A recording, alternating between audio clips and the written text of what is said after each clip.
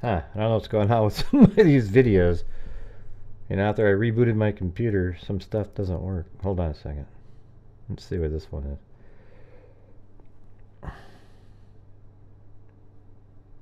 Yeah, it should be there. Is my F drive not working? Hold on a second.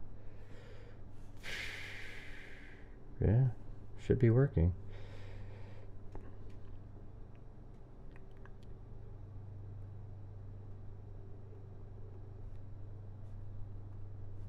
Oh, okay. Now I have to fix this one too. Hold on.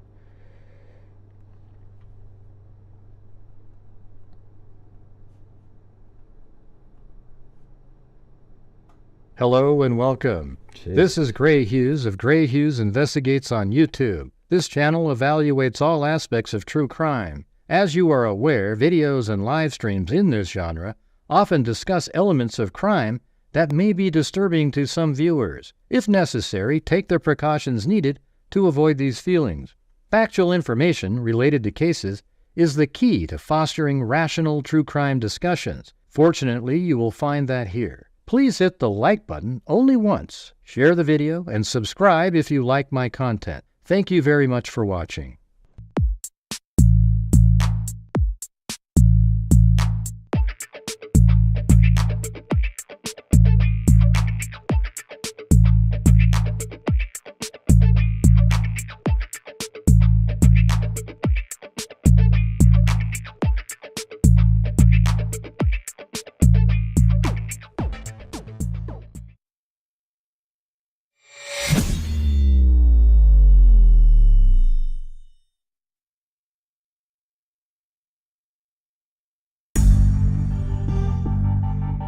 Hey, everything sort of worked at the end there.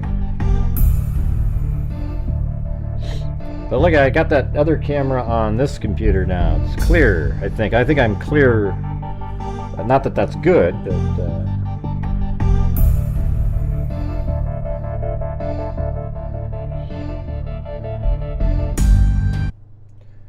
Anyways, yeah, I just drove 6 hours today, and you know, tonight is our first night of the month. Our donation night was last night, and we're going to be sending off the money today because I wasn't around, and I haven't had time to transfer any of my videos or anything to my computer. It's just too much stuff going on, so I guess we'll just have to deal with what we got. Alright, but if you guys want to help support the channel on this night's show to get the month started off well, that'd be great. I don't know, this whole thing sucks for me because I've really, you know, when you're covering true crime, there's certain cases that are really interesting to you, and this is the one that was really interesting to me because I think I understood exactly what was going on in the case the whole time. And, you know, basically have spent a lot of time trying to think through it, put it all together in videos and stuff, and it feels like if you were building a house and then somebody burns your house down right before you got to live in it. You know, it's like, that's what it feels like to me. Because I was just so wanting to, you know, hear the trial, go through all the evidence and all that kind of stuff. Oh, we already got a troll right out of the gate?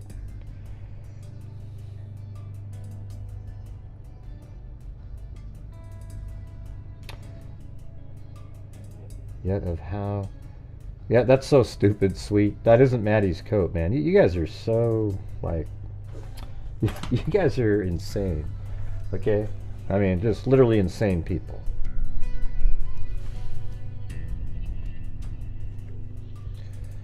Santa's longtime gymnastics coach. I feel like I got kicked in the stomach again, but I'm happy Dylan, Bethany, and the friends who discovered the bodies don't have to be cross-examined. Yeah, that would suck.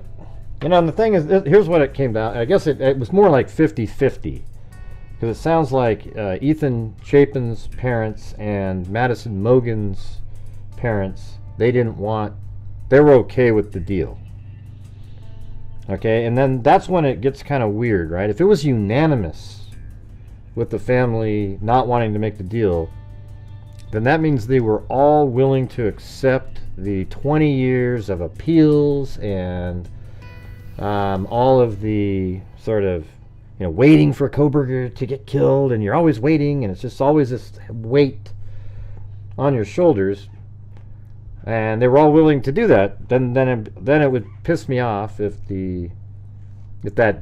still pisses me off anyways, because even it makes I know it's just a hard situation to deal with, because think about it like this: like Ethan Chapin and Madison Mogen's parents or whatever, they want to like get this chapter over with and start trying to live again.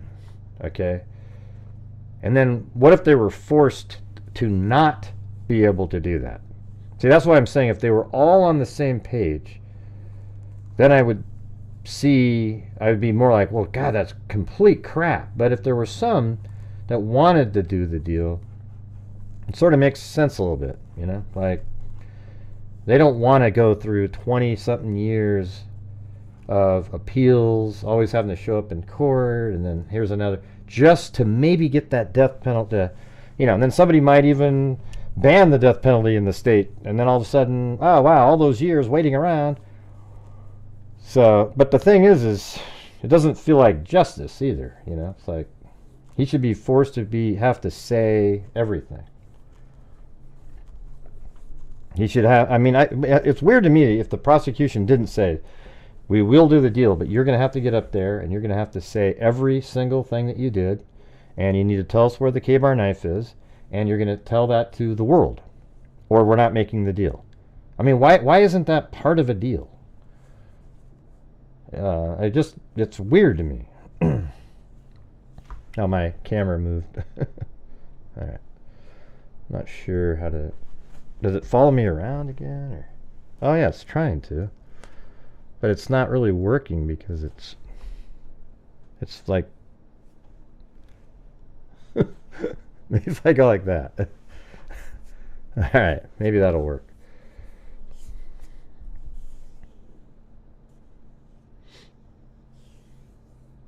Oh, maybe it was her dad then. I don't know, but I heard opposite of that earlier. But anyways, is there any chance you guys can help support the channel tonight so we can get this month started off right? Alright. We're gonna... Why is it moving around like this? God, it's so stupid. I don't want it to be moving around. Just freeze in one spot. I'm gonna have to move back to the other. I like the clarity of this camera, but it's just stupid, you know? It's like...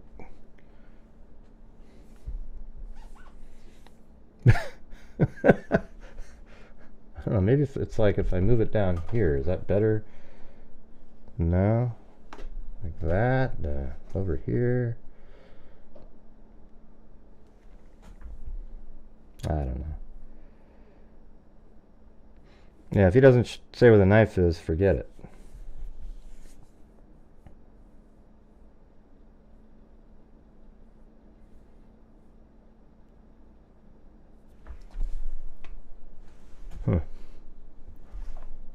I just want it to stay about right there. It doesn't seem to lock in to a position.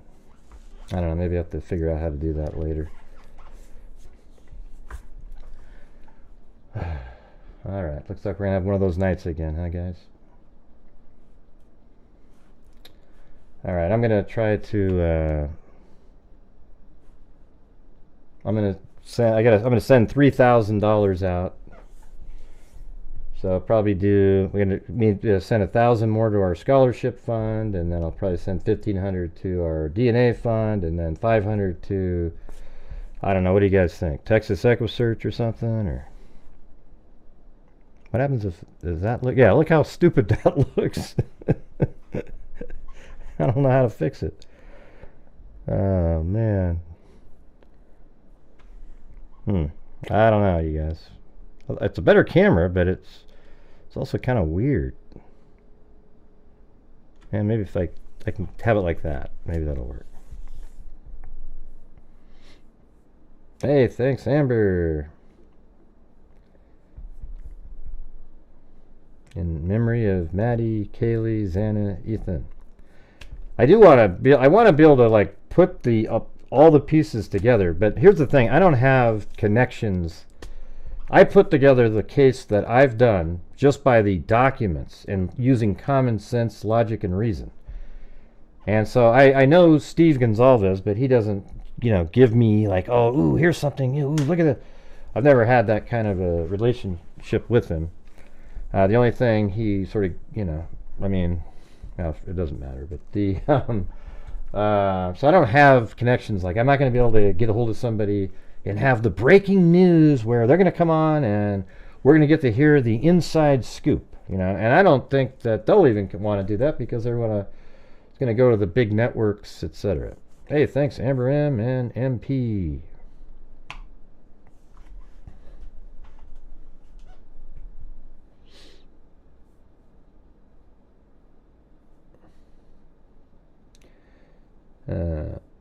Yeah, it is a cool camera. It's clear, but it's moving around weirdly. Maybe it's fixed now. I don't know. Let's see. If I go back to that main screen, what happens if maybe if I just need to go like this? There you go. Thank you for your brilliant work in this case. Well, thank you. Like that, maybe? Maybe that's good. Okay, let's see if that sort of works. Thanks, Kami. Alright, so I'm going to do, go to Texas EquiSearch. Maybe send them the 5. We've given them the most of any of the charities out there, but NCMEC's probably second. Unlike every other true crime YouTube channel. Alright, hold on. I gotta fill this stuff out here.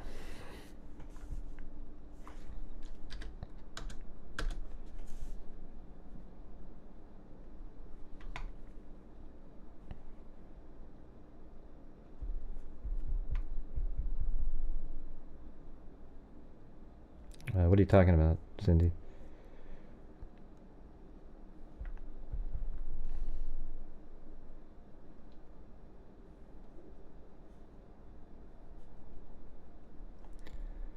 Alright.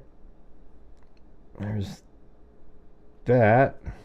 So I think it'll just pop. There you go. Thanks for donating $500 to Texas EquiSearch. See, it just popped up there, right? So thank you guys out there for making that make a difference. I'm really hoping to have a good start to the month.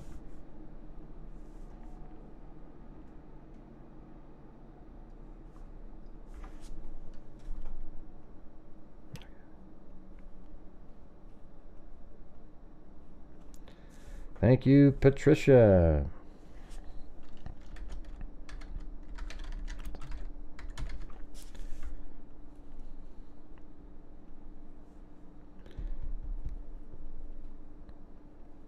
All right, now the other two I have to do through, well, I guess the other one's on the, I always forget the name of it. That's the crazy part. The name isn't, it's not like a jingle. Let's see.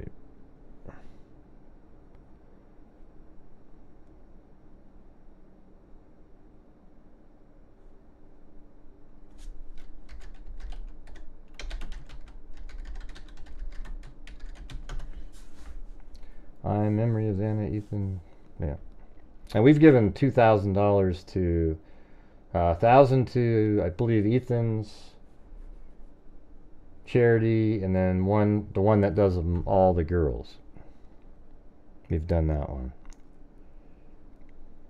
Oh yeah, Bold. Jeez, I never remember that. It's crazy.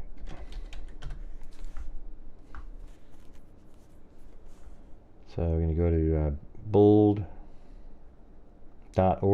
That's where we do the scholarship.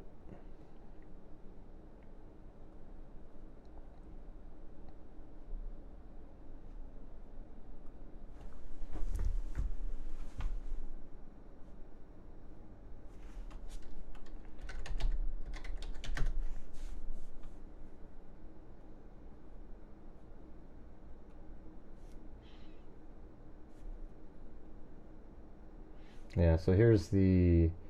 We've put 4,000. We've got 6,000, then we give out another round of scholarships.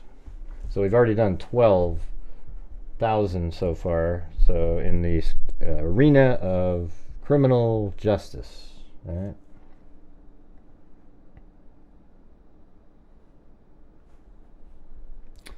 I'm just kind of down, you guys. I don't know. I'm just... I don't know what it is. It just sucks. I've been working so hard to get everything ready and, you know, filming and all this stuff, and it just feels shit.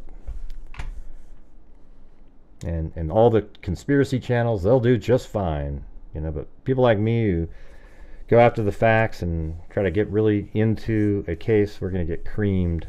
I can just see already.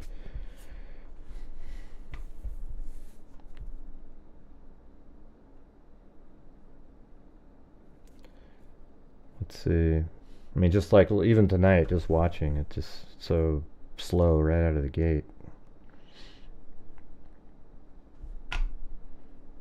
Alright, let's see. I'm gonna... 12. Yeah, so we've done 16,000 total so far. So here's another 1,000 going in right here. I have to do it through like an online situation, but at the end I might be able to show you the how much would you like to contribute. 1,000. Continue. If you'd like to add a note, just in honor of the fallen freaks. And there's H-Doc, proud to be part of the wonderful group of people. Thanks for everything you do, Gray. All right.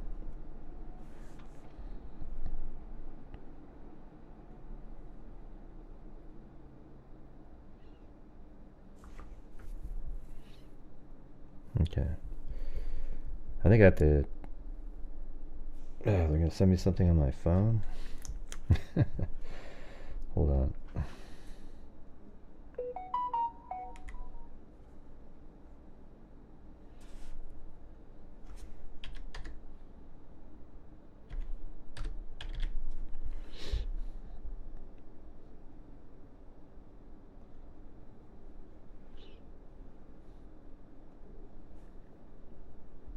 It has me, I have to log into my bank and everything.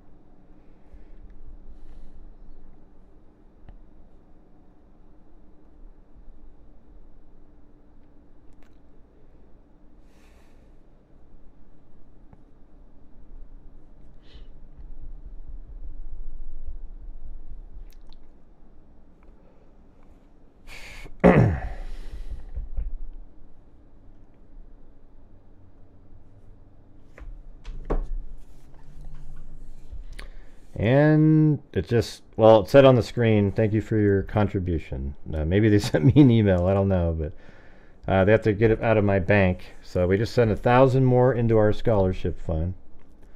Maybe they sent me an email, let's see.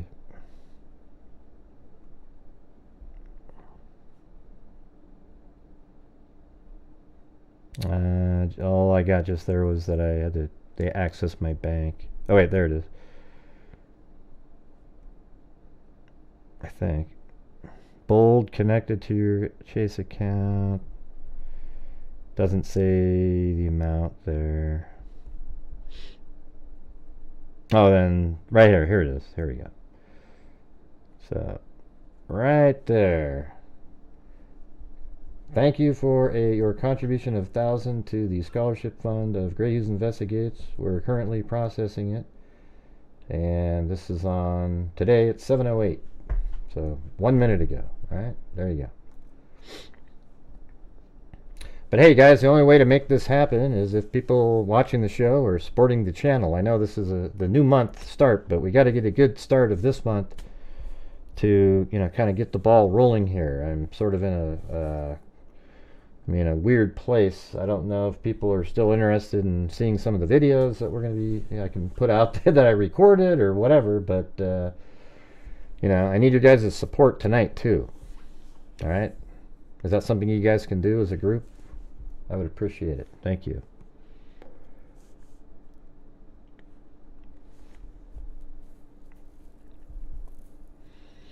All right, so now let's see that. What is that? That's $1,500, and then I have to go out to my bank itself, and we send money directly to Identifiers International through my bank because they were taking out 6% a long time ago, and we gave them over $100,000, and over a while that turns out to be quite a bit of money that just goes into some sort of processing fee.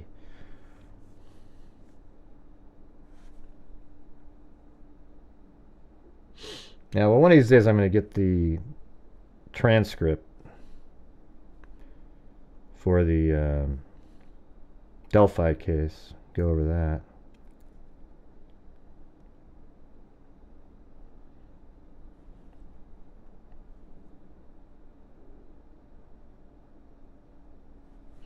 Yeah, that was fun hanging out with Amber. Came out there. That was cool. Man, you guys just really jumped on that. Whew. Let's see.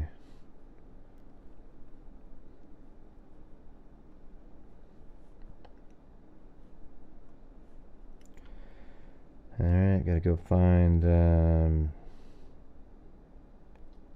Intermountain Forensics. And then pay them $1,500. And this is for use by Identifiers International and Dr. Colleen Fitzpatrick. There we go. And thanks, Sandy Shirley.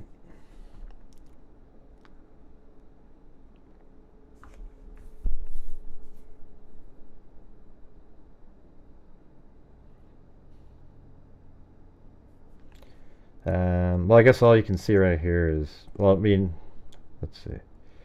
Well, that's my checking account information. But anyways, it says your schedule of payment of $1,500, and then we get a spreadsheet from them coming up in like a couple weeks, and you'll get to see that on there. All right, so there we go. We just gave out our $3,000 for the month, and there you go. I mean, what other channel does that? None. So again, I don't want to have to keep saying it over and over and over and over again tonight, but if you guys could please help support the channel, that would be awesome. Seems like I've already said it 6 times already to the silence. I mean, absolutely nothing. Let's see. I'm sure the drone footage is pretty good, but it's pretty fun flying that, right, Amber? I mean, when you look through those goggles, you feel like you're a bird, right? Yeah. I think Corey Richins would be kind of interesting, but there's already some channels that have already kind of like plucked everybody out. Everybody goes, ooh, and they just run over there, even though they won't be able to analyze it or tell you what's going on. It'll just be, making faces and...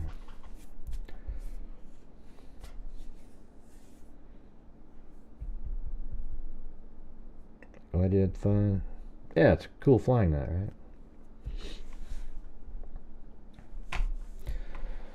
So, yeah, I don't really have much planned on here, actually.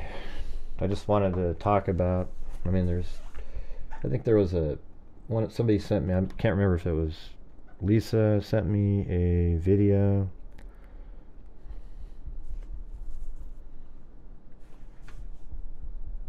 I think it was from King 5 in Seattle. We can listen There to is that. a lot to unpack here as far as next steps and what could happen in court on Wednesday. And joining us now in studio is former King County Superior Court Judge Timothy Bradshaw. Judge, thanks so much for being here this afternoon. My pleasure. This breaking news, what's your reaction? Like most people, surprise, particularly when the judge recently denied the continuance of the trial. I think all folks looking at this this trial and this awful case were expecting some answers and some resolution, perhaps justice, and now those things are placed in a whole different light. This hearing that is going to be happening on Wednesday, can you shed some light as to what we expect to happen? Sure. First of all, I'd emphasize that it hasn't happened yet, and I'm sure the trial judge is very concerned about this publicity. Should the plea not go through, not be accepted, that's going to be further taint on a jury pool. So I'm sure the judge is thinking that, first of all. When the hearing happens, if the hearing happens, there are two things going on: the law and the emotions. So the judge's concern will be, of course, the law, and by that, the judge has to make a conclusion that it's constitutional, that the plea is acceptable. So he will be doing a direct inquiry called a colloquy with the defendant to make sure that his understanding of the consequences of the plea are knowing, intelligent, and voluntary. Those are sort of the Right, so he has to say that he voluntarily did it, that he wasn't coerced. So, but even that answer won't make the Kohbergers believe anything other than that he was coerced, because they're small brains. They can't change their mind when they're presented with information that completely contradicts what they've believed.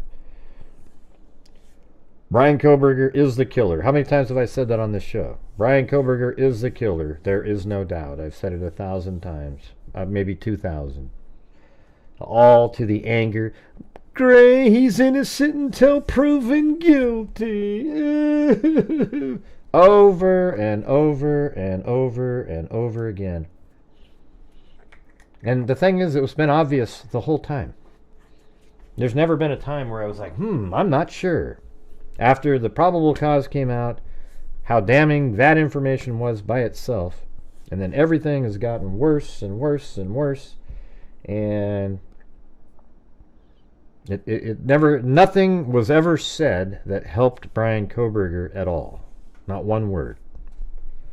famous things to look for, As and free of coercion. Excuse me. And as you noted, there's still a lot of time from now until Wednesday. Is there any reason a judge might reject this plea? If the judge does not conclude those things, that it is not voluntary, that it's a product of some sort of coercion, then yeah, the judge can reject it. The judge has an affirmative duty to make that determination. But it's not going to do that. As you mentioned, quite a surprising turn of events. A lot of people watching this may be wondering what goes into this type of plea deal. Do they take the victims' families into consideration? The ultimate decision is the prosecuting attorneys. Okay. So the victim's family are not technically clients. So the decision is the prosecutors and the prosecutors alone. However, of course, a prosecutor needs to, under any standard, not just of law, but morality, consider the input of the victim. Hey, thanks, Jake. Appreciate that. Jake Barnes, 617. It's probably just Jake Barnes. There probably isn't 617 of them. Who are aggrieved, understandably. And one of the biggest things in this case, Judge, has been the motive. People trying to figure out why anyone would do this, right? And if this plea deal goes through and Kohberger accepts the plea deal, as we have heard he has, does that mean that we're closing the door on finding out the answers, potentially, on the motive in this case? It's a great question, and the answer is a lawyer one. It depends. So one thing I'll be looking for is this what's called a straight plea versus an Alford plea? And Yeah, I don't know what he's going to have to look for that. There's no chance that this is an Alford plea. There's no chance of that in this case. I don't know why that's even being discussed. Absolutely zero chance. Because an Alford plea would mean that, that he's not saying he did it, but he recognizes that the state has enough information that he likely would be found guilty, so he's cutting a deal. There's no way in hell somebody signing an Alford plea would not have appeals in the future, okay? I mean, an Alford plea is something you do where it's kind of like, the prosecution's even okay with it because they're kind of worried too. This isn't one of those, okay? He's not going to accept a, no appeals for life if, in an Alford plea. You'd think this guy would probably realize that. I mean, I'll be shocked out of my mind. And then I think people should protest at the Capitol. I mean, if he literally gets an Alford plea here. Yeah, I didn't do it, but yes, I'm willing to go to prison for the rest of my life and have no appeals. Just no way, man. No way. Okay. in a straight plea, the defendant needs to acknowledge all elements of the charges. A Alford plea, it's named after a famous case, Yeah, I believe the DoorDash doesn't do that. It says, I will likely be found guilty, but I'm not acknowledging that guilt. Furthermore, the prosecutor could require a statement from the defendant to provide some answers. So those things, I imagine, were part of the Okay. I mean, there shouldn't have been any negotiation other than, yes, okay, I mean, the only negotiation would be, yes, we'll accept this, but he has to get up and explain why he did it, exactly how he chose his victims, or his victim or victims, and where did he put the knife. And I want him to go through and explain where he went inside the house, how he did it, when he was driving around. Go through the whole thing. It might take an hour. But I think he needs to explain the whole thing. And then say where he put the knife. And then other than that, no, we don't do it. And if the prosecution fell short of that, they're losers, okay? I mean, absolute loser fools to have done that without having all of that information out there to be known. Now, I hope all the documents related to the case will be, since the trial will have no appeals and the disposition's known, he's guilty, shouldn't all of the, investigative notes and things like that be available to view, etc.? Yeah.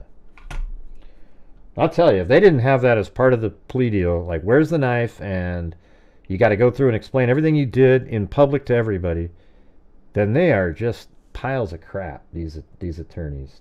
negotiations, and we don't yet have those answers. Okay, so the answer is maybe. And Judge, any final thoughts, anything that you'll be watching in these next few hours?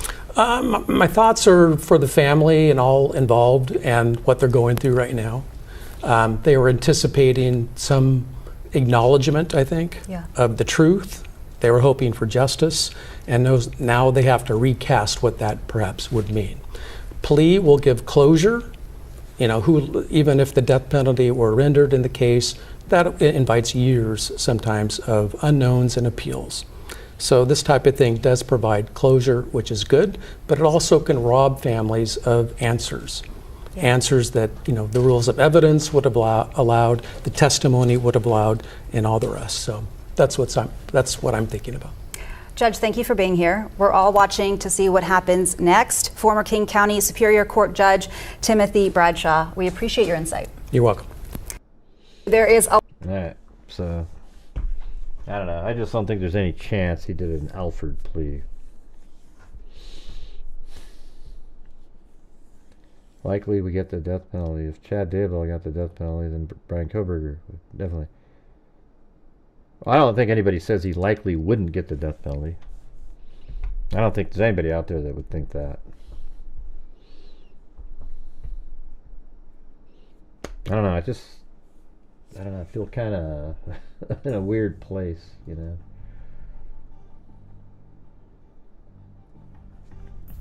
mentally. I don't know if they found the knife or not. I guess we might not ever know. And maybe they found the knife, and maybe that's when he went, "Oh God, now I'm toast." I don't know.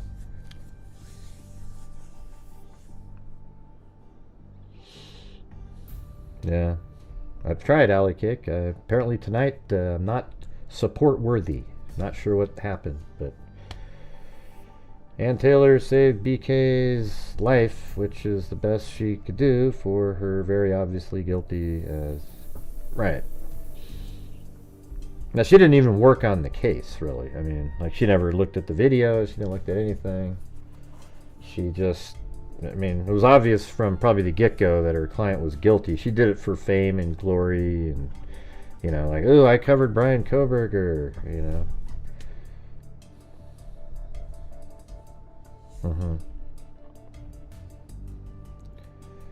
They had found the knife, that info would have been leaked. Yeah, maybe. I don't know. Hopefully he just told them where it is and they went and got it.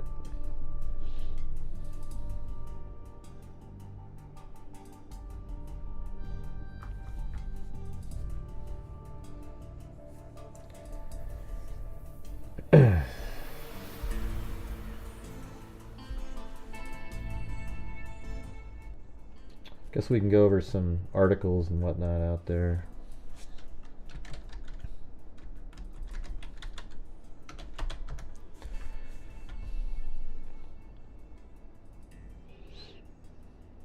Let's see what NPR says. But you guys, we really need to get this month started on the right track if that's possible. I don't want to, you know, we just got to do it. This month, I want to have a normal type month. And, you know, we'll be covering different things, obviously, and a lot of this too. I mean, I recorded a shitload of videos, and, yeah, I don't know if people are still interested in that kind of stuff. I mean, if he admits to doing it, then, you know, it's like, oh. I mean, do people still care? I don't know, Hayden. That's a pretty good number for me. Yeah. But I needed the support from the people watching so that we can, you know, keep moving forward. I mean, my channel has just now reached $250,000 plus another 1,000. 251,000 for a no, they're not. Inspect it. For you might be though. Thank you for admitting that about yourself. The 250,000, $250,000 that from the income from the channel we've given out. We just hit that number. Just did it. I do have a job, Mac. Are you? Here comes all the trolls, you guys. Inspector Todd's a troll. All these people in here. They're all, the troll channel is now showing up in here tonight. I would bet you that 100 of the people watching are the trolls. Well, very grateful to have BK locked up for life and no chance of parole and no appeals. Yeah, maybe. I think, you know, there's really good arguments to be made to have it be, you know, over quick. But I just wanted to get the information to see it because, you know, you're waiting for so long. Yeah, see, here we go. We're filled with the trolls tonight, you guys. That's why Hayden say, why only 300 people? Wow, I was thinking, man, 399, that's pretty good. So do we think, what I do is on my channel every single night I try to raise funds to help support the channel, and also at the end of the month we give away thousands of dollars. Just like this month I gave away 3,000. All right, can you tell another channel out there? Well, you are a troll, Hayden. Okay. You're being removed from the channel permanently. Okay, go join your brethren in the troll community. Okay, I know exactly who you are, everything about you. All right, do you think the prosecution got cold feet? No. Yeah, S-Jab Weather 22 said. I'm not happy with this plea deal at all. Hold on, let me get this. Somehow the chat overlay thing isn't working. Just a second. It's going to go dark for a second. I have to... Oh, yep, there we go.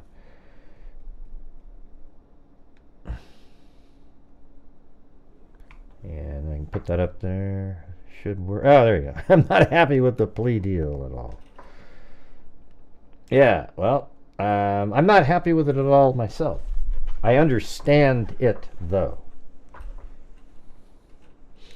Yeah, I mean, like I said, I've gone out there 3 times, all the way to Moscow over the years, trying to get all of the relevant pieces. And then once this new information came out and the documents, like 3 or 4 months ago, with the timeline, I had to go back out there and refilm stuff to have it the correct way, where it does a U-turn and all these different things.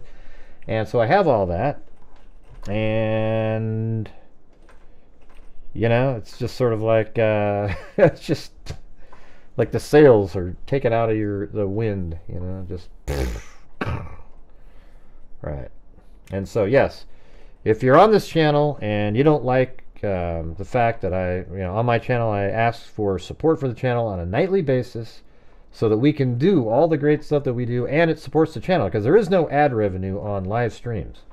Like, very little, unless you have like 20,000, 30,000 views, there's some income that comes in. But I'm, you know, when I do these shows, I'm not making a video, and so I need the support from the people watching. And I think people just don't understand that a lot of times. They just kind of go, yeah, just keep talking, we'll just... and it's like, well, no, I mean, you know, I mean, we've given $250,000 away, and we actually make a difference as a community, and the other channels don't. They just sit there and stare at the screen and blab away, and everybody goes, ooh, yay! And they don't give a nickel to a soul, and we do. So if that's something that bothers you, then see you later. All right? But anyways, next up there to S-Jab Weather 22. Yeah, I agree. I don't know. I think it'll still be interesting once the information comes out.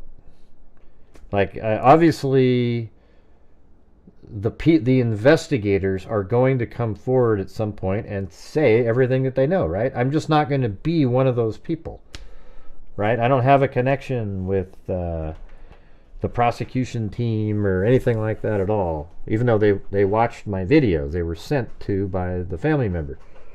Like, hey, look at these. Are you going to make something like this? That's how good my videos were.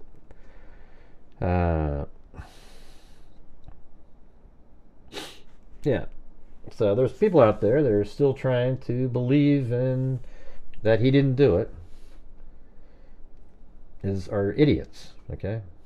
I mean, really, and they've been idiots even before this.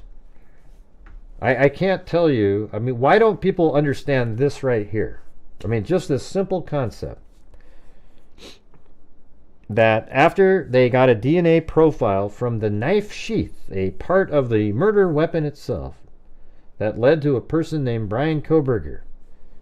Then when they look him up, it turns out he drives the exact type of vehicle that was seen driving around, missing its front plate. So that means there's no reasonable doubt. It's not reasonable to believe that the white Elantra driving around is anybody other than Brian Kohberger's, because his DNA was on the knife sheath. Just that alone, to anybody who has a logical brain, is enough. Okay? Then you go and you add all the other stuff in there that he purchased. The K-bar knife sheath on Amazon in March of 2022. He bought a balaclava from Dick's Sporting Good in January of 2022. The same year, by the way, as the homicides. Almost like he had planned to wear all these things. He just perhaps hadn't picked his victims quite yet. So he gets all that stuff ready, and he goes over there, and then 23 times, apparently, according to Dateline and other sources, his vehicle was within 100 meters of the residence on various nights leading up to the homicides.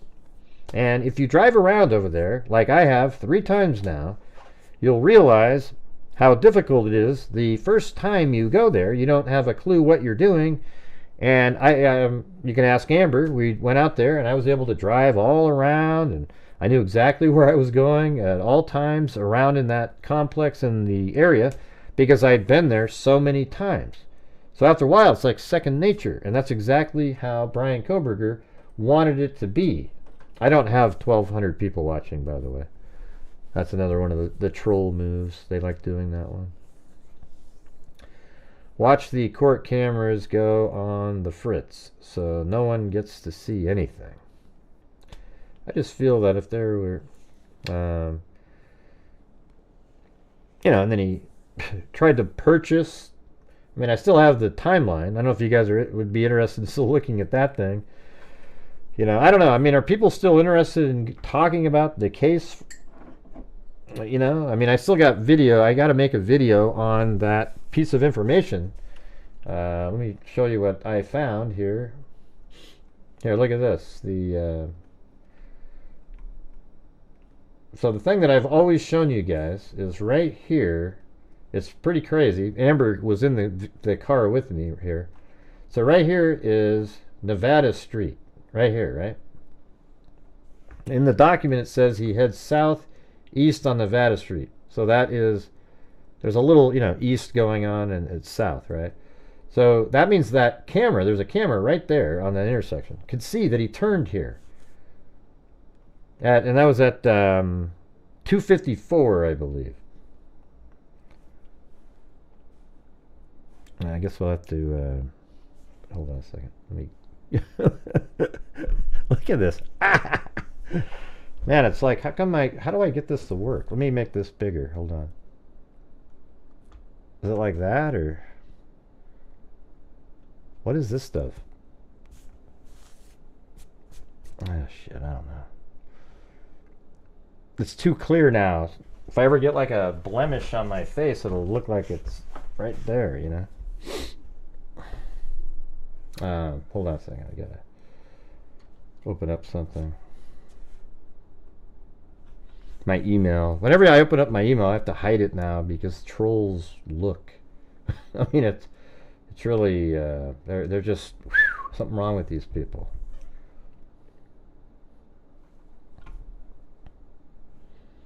All right, so here's the timeline here.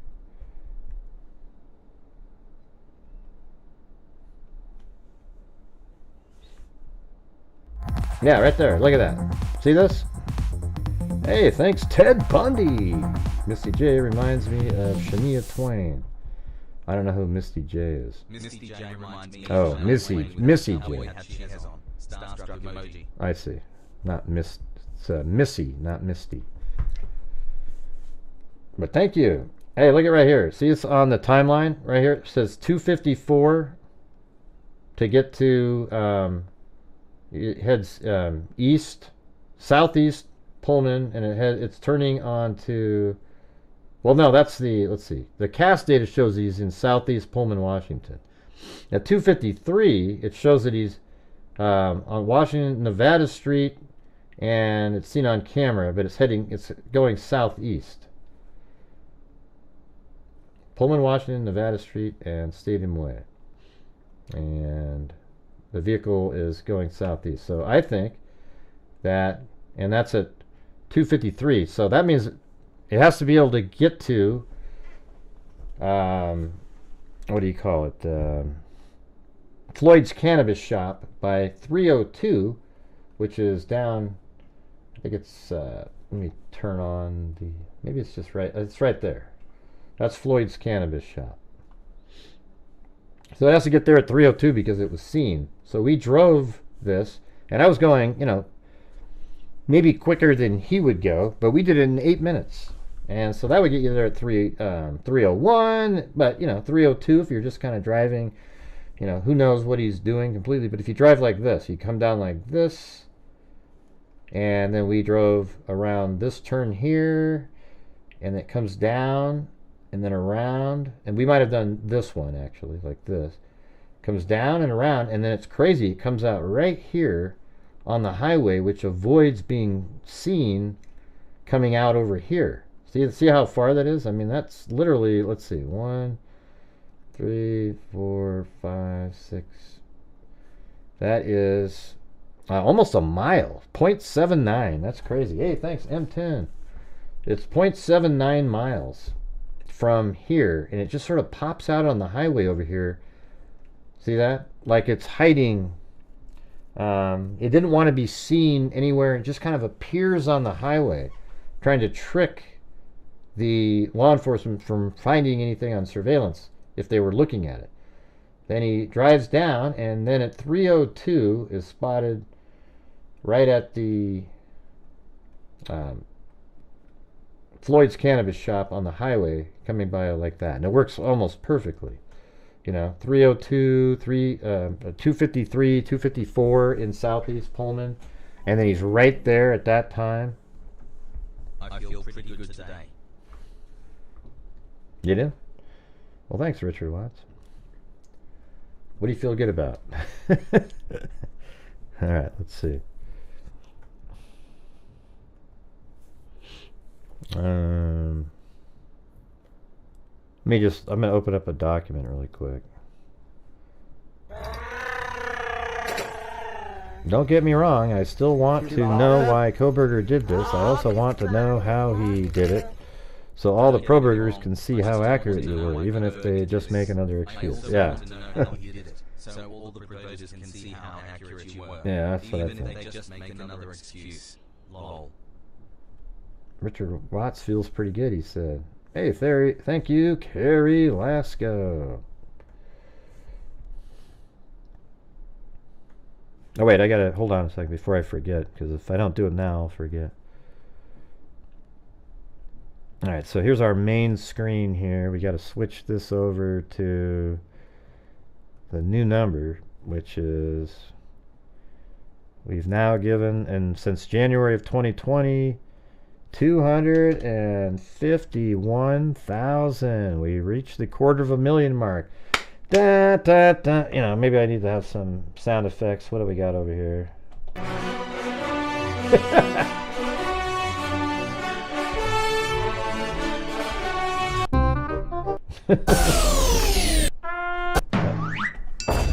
Okay, I don't know. I don't have any good sound effects. But anyways, there you go. So 251, and then this year. So if we keep the same pace up, we'd get to like 40 for the year, which isn't too bad, I guess. And so this one is now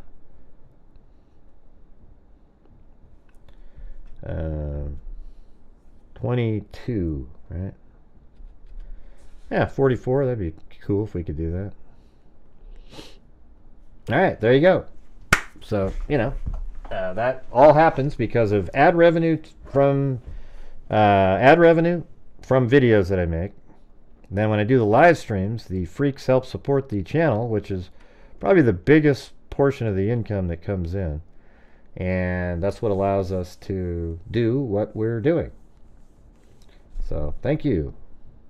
And I've heard from the charities before. They all really appreciate it as well. They actually, one of them made a page for us somewhere, but I can't find where. I think that was on Knickknack. So there you go. We did Texas Echo Search, right? Hold on.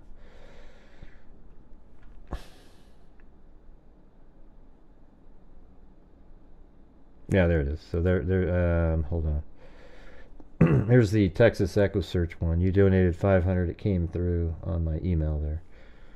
So there you go. We did 500 Texas Echo Search, 1,000 to our scholarship fund. We're only 1,000 away, by the way, from opening it up again for another round of scholarships. And then we give 1,500 out back to our DNA fund for identifying Jane and John Does. So we're still building that one up. I think that's probably, if not, the scholarship fund and that one are the two most important things we do. Giving people's names back of missing persons, and also identifying criminals, etc. All right. And there are not 1,495 people watching. There are maybe 400.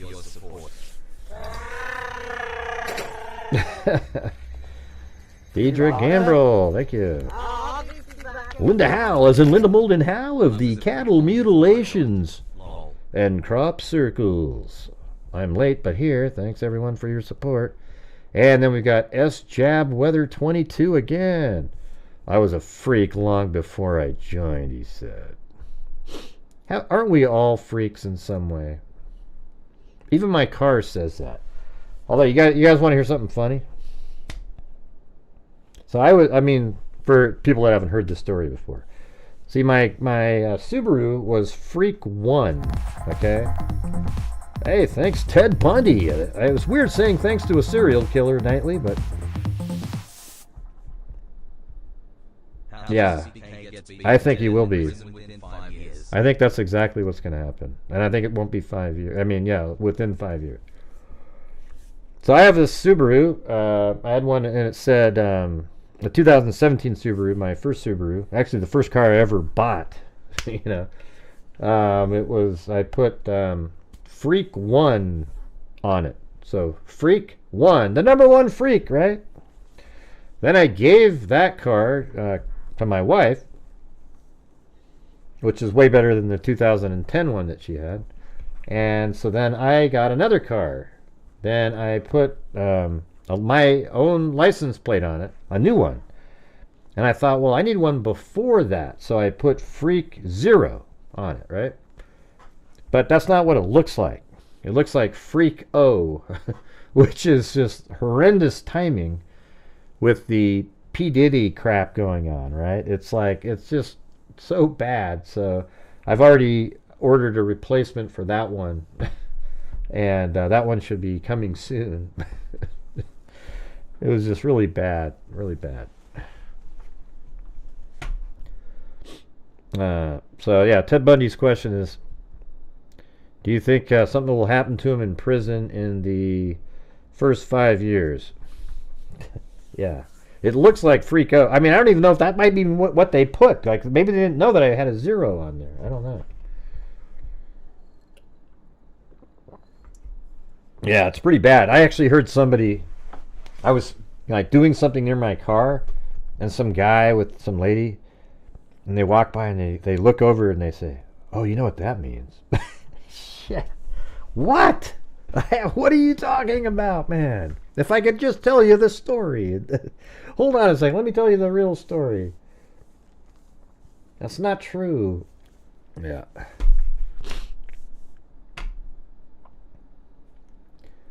Yeah, but remember the video I showed you guys last night?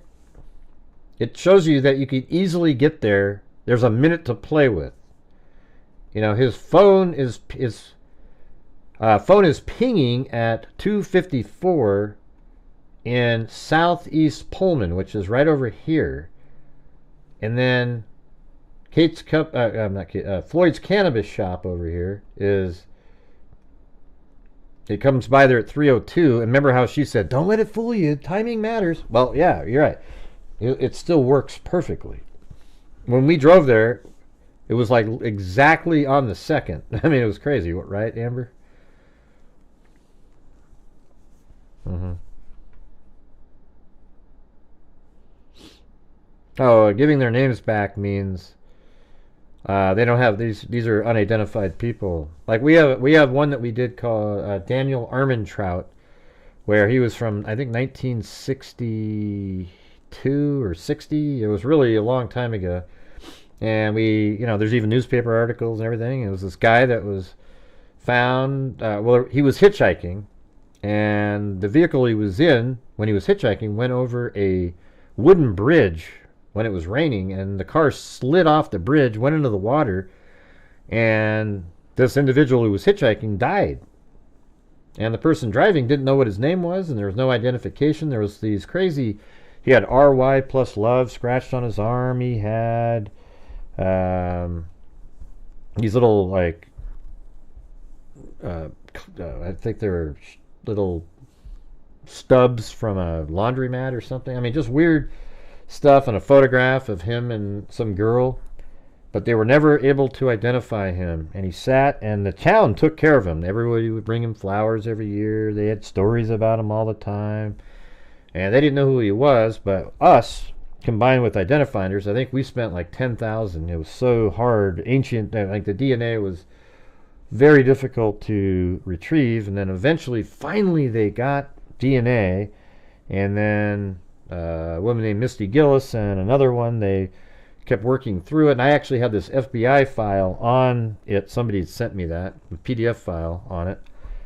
And he, apparently in the FBI file, it says he must have walked with a limp, etc. And then in the investigation, I gave that to these genealogists, and when they got a hold of somebody in, I think, Europe, they asked a relative, they said, well, it can't be him because he had, I think they said he had polio and walked with he had a limp. And she goes, boom.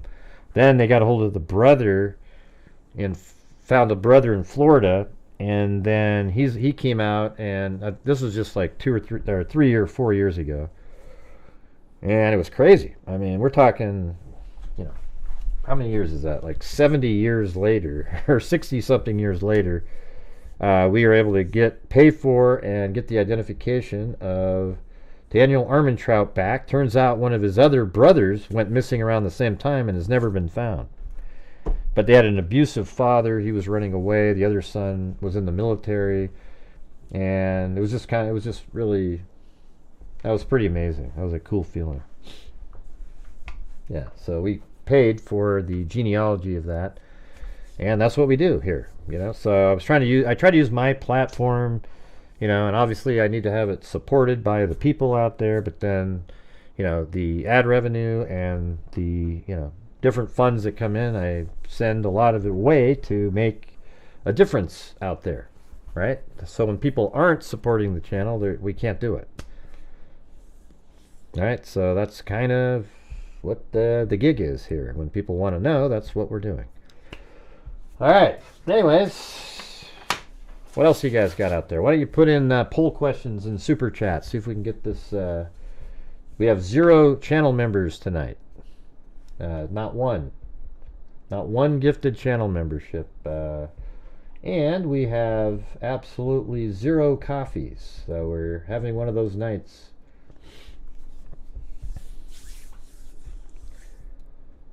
Yep. Let's see here, what laws they could change. Hey, Notorious Nance. Yeah, it is a great community. It gets spoiled by the trolls, though. Like, they come out and they just say stuff, and then people go, "Oh, well, I'm not gonna help then." Yeah, because I was reading about this, and that's what their whole goal is on a nightly basis, is to try to damage what we do. Because they don't like me personally, so that's what their goal is.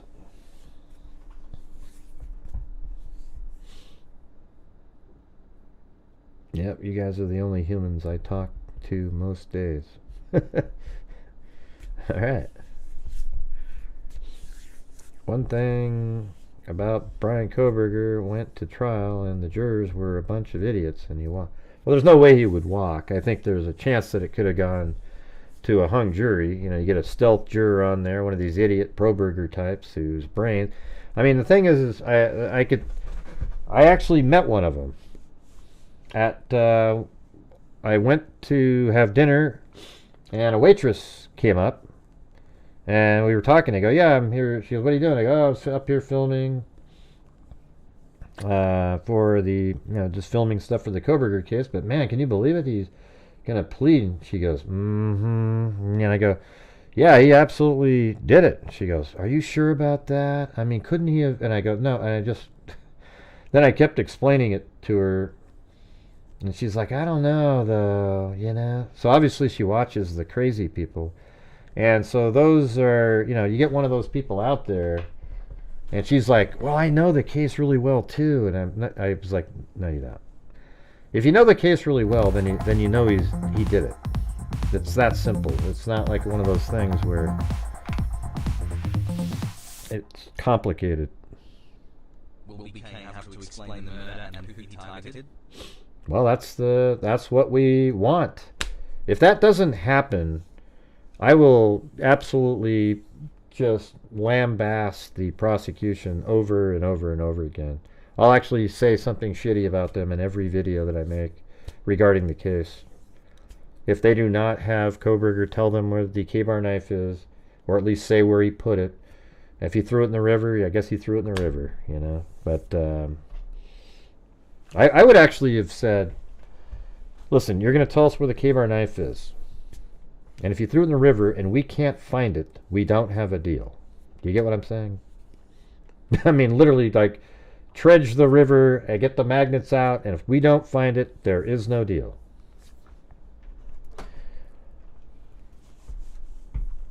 That's what I would have said.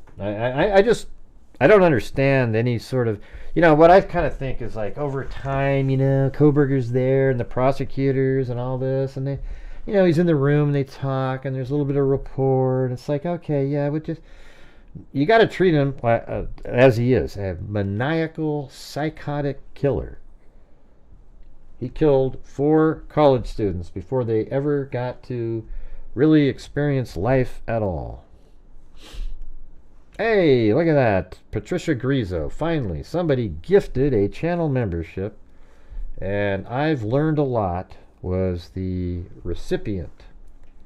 hopefully you've learned a lot on this channel. I've learned a lot. And then, yes, maybe he would say that he buried along the remote stretch. Yeah, I mean, I want to know the facts just to sort of see how close we are. You know, I think of Kohberger as a person who, and by the way, I'm going to stream, I think the court hearing tomorrow is going to be on that same channel, you would think, right? Has anybody heard anything different than that? So I'm going to definitely come on. I'll probably come on at like 9:30 in the morning or something. What time is it at? It's 10 my time. So I'll probably come on at 9. We'll start talking and going over it, etc. But everything, when I talk to you guys, I'm basing it on, you know, the facts. And, you know, sometimes you got to base it on what a source says too, just to kind of put a piece together. But I would say almost everything that I do is based on the facts. That's why when we speculate on this channel, we're really close. When it's all said and done, we're very close to the reality.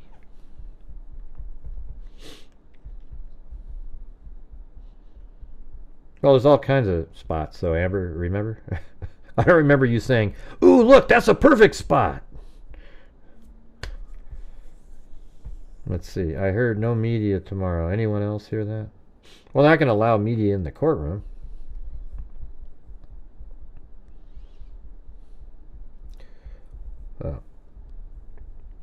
I think Kohberger,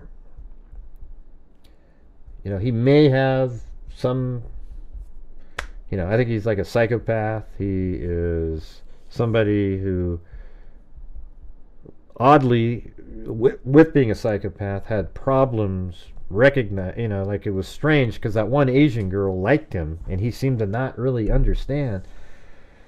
And he seemed to like have this ideal woman that he wanted because like he picks like these perfect college girl, Madison Mogan type, you know. And so I think he's always hated how, I think it's just like Elliot Rodger, how Elliot Rodger always was angry at the females and the men that got to enjoy the sex with these girls, and he didn't get to have that, and why shouldn't he get to be able to be one of those people? So, and then he's taking classes and he learns about serial killers, and then he's like, you know, now he's found his calling, basically. That's what he's thinking in his head. And then probably he knows he's going to be going to Pullman, Washington, I'm sure, in January and March of 2022. And so he starts preparing, getting ready to go there. He might not necessarily have his victims picked out yet. But then eventually he makes his way to Pullman, Washington, just like Bundy did from Pennsylvania to Washington. Same thing. And he goes over there when he, you know, either when he was there or before he left, he decided on a victim, Madison Mogan. And then for months he literally drove around and practiced and got everything planned out and where to go. And we were looking at something kind of interesting, how I mean, when I get that video all on my computer, you guys can see it. It's crazy. There's this one spot right over here when you're driving around. You go to, let's see, is this new? Yeah, I think you could. Right there. We went right here, me and Amber did. And when you're parked right here, you can, that's the police station right here. And this is where the camera was. And there's a couple times, one time specifically, where he drives by, he comes down like this and turns right, but then does not show up over here for like 4 minutes. Let's see if we can find that. Let's see, it's 1119, so I got 345. There's 1127. I just want to see if I can find it really quick. That one's not 1127. It turns around. When does it do the U-turn? I think I gotta open this up.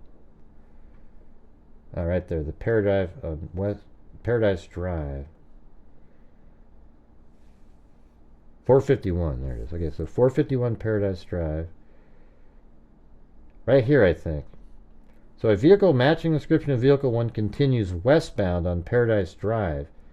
And it says a vehicle matching the description heads south on Ridge Road, turns westbound. So that means the vehicle goes like this. It drives like this and then turns this direction. And by the way, if you guys could please help support the channel, we've hit one of those lulls again.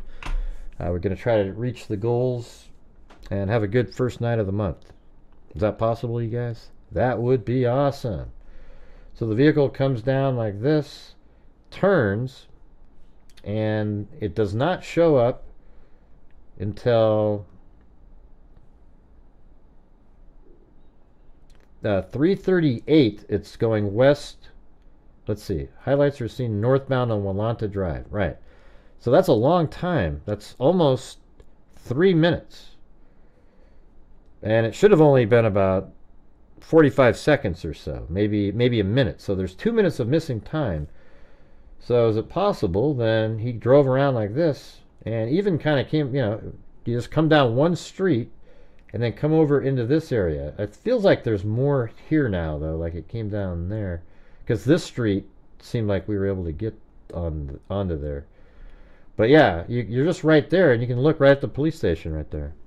And we were wondering, after the homicides, if he took off at a high rate of speed and then came down like this, because he does take this road, Sunnyside Road, and then what if he turned onto Conestoga even, and he goes over here and he's looking to see if there's a response from the police station, and then he notices for a while that nobody's taken off, so now he can kind of take his time. He knows that nobody's called 911, so he just turns around, goes on Conestoga down to Palouse River Drive here. That was just something we were looking at. It's pretty interesting. Oh yeah, that one. Yeah, those big trees. Well, that seems kind of like a dumb place, though, don't you think, to put it? Hey, let's put it on the biggest thing that's visible. I think the best place to hide a weapon like that would be on the side of a road somewhere where there's like a bush, and you dig a little tiny hole, you jam it in there, you cover it up with some dirt and some of the same foliage and a rock, and nobody in the freaking world's ever going to even notice that you put it there. I mean, it's like, it wouldn't be a spot that you would ever even pull over. It wouldn't even, even if it's just off 20 feet off to the side of the road. Yeah. Let's see. It's almost more interesting now.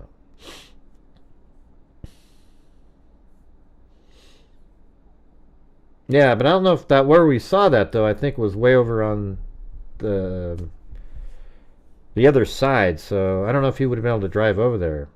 That one night when he went back later in the evening, he was over on the other side. But I guess we don't really know, right? Because his phone at 5:32 to 5:36 turned on, then it turned off till 8 o'clock at night, and we don't know.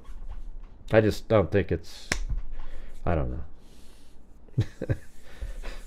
I really doubt he put it there. Let's put it that way. Sure, anything's possible. Anything's possible. Yeah, it was before Blaine. It was way over there, yeah. Right. Yeah, he never went back. I don't think he went back over into... This is Highway 95. Later, his phone was over here in the evening. I mean, I guess it's possible. After that, he drove somewhere and came across and went back over there again, or... Yeah, it was weird. For a while, I thought it was Wawawa Way. Thanks, K-Me. Yep, say no to lulls, she's saying, because we're hitting one of those right now.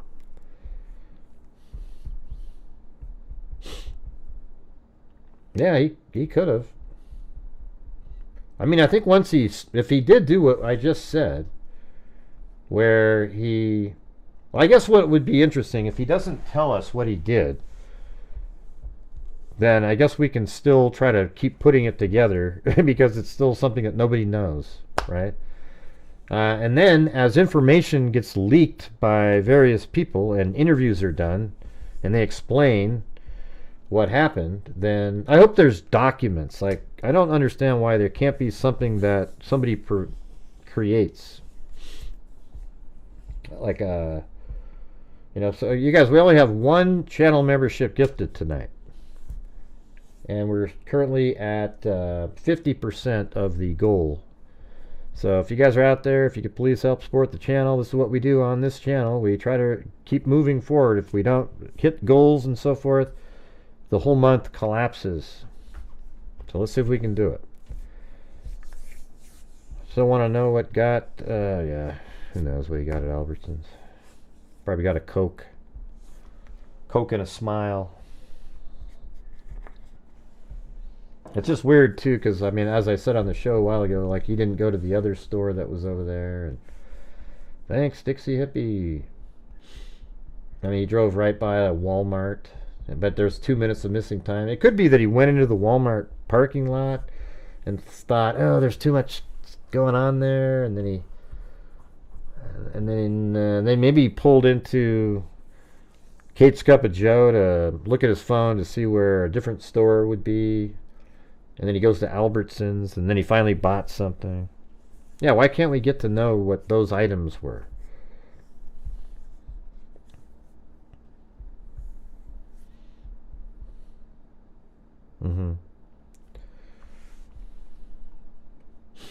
Yeah, you wouldn't know it though, Nancy. If I was sitting out here pretending that Kohberger was innocent, I'd probably easily make the goal tonight. But not here. Hey, look at Ted Bundy sent one. Yep, have a Coke and a smile and shut the hell. Remember Eddie Murphy? Have a Coke and a smile and shut the hell up. He said it to Bill Cosby.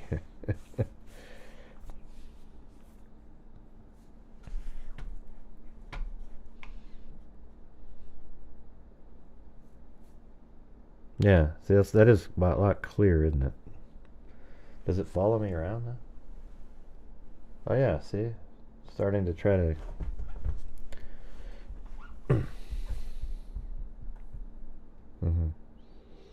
I don't think so, Amber. See, the thing is like, everything that's for the, maybe, maybe he was buying another balaclava. Maybe he was... It just feels, I mean, sure, he could have bought that, but it just feels kind of like, I don't know, what do you think? Isn't it a little cliche, kind of just, he's there to buy bleach and a scrub brush? I mean, I don't know. Who knows what he was doing? I have no idea. I guess we can speculate, but...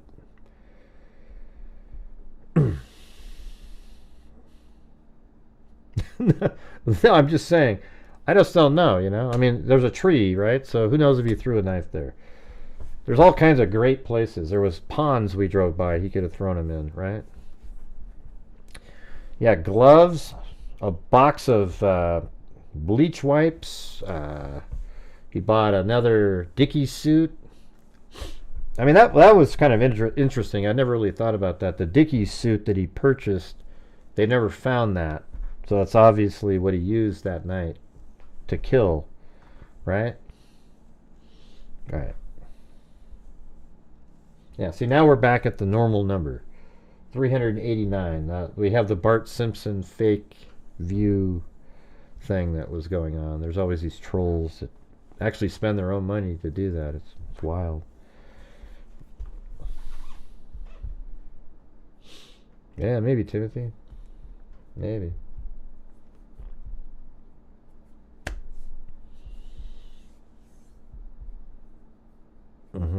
Now, the whole drive from...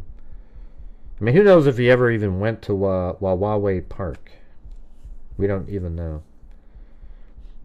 Yeah, maybe bought eyebrow trimmers. Yeah, good point.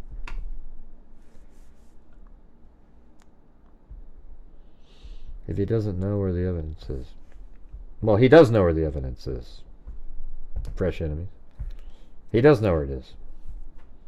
He might not say exactly, like if he knows where the knife is and it's actually buried somewhere, he might just say that he threw it in the river, hoping that they'd say, oh, you know, and you might not be able to find it, you know, it's in the river, you know, things wash around.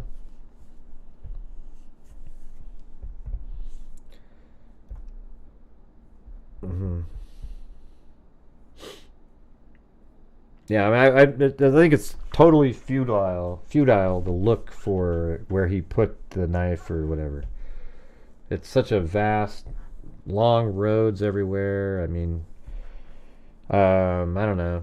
I think any, like, the cliche spots, I mean, he seems sort of cliche himself, though, like trying to do all these things. Like, I always think that the knife sheath was left as a calling card myself. And there's other people that don't think that, and, you know, you can think whatever the hell you want. It's actually not even a really important element of the case. It's just, here's what I hope. I hope that Brian Kohberger left the knife sheath as a calling card, and that it wasn't knocked off in a fight. Okay?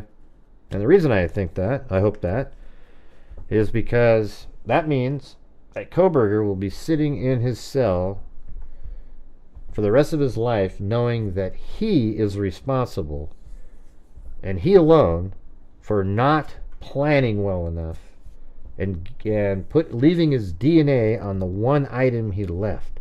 He thought he'd cleaned it all, but he missed that spot on the bottom of the button snap. Yeah. I feel like he shouldn't be getting that deal. The only way he should get that deal is if he shows... Well, I know we've said that already, like 5 times. Let's see. The prosecutor, Bill Thompson, was reluctant to prosecute death penalty cases. Really? Is he one of those types?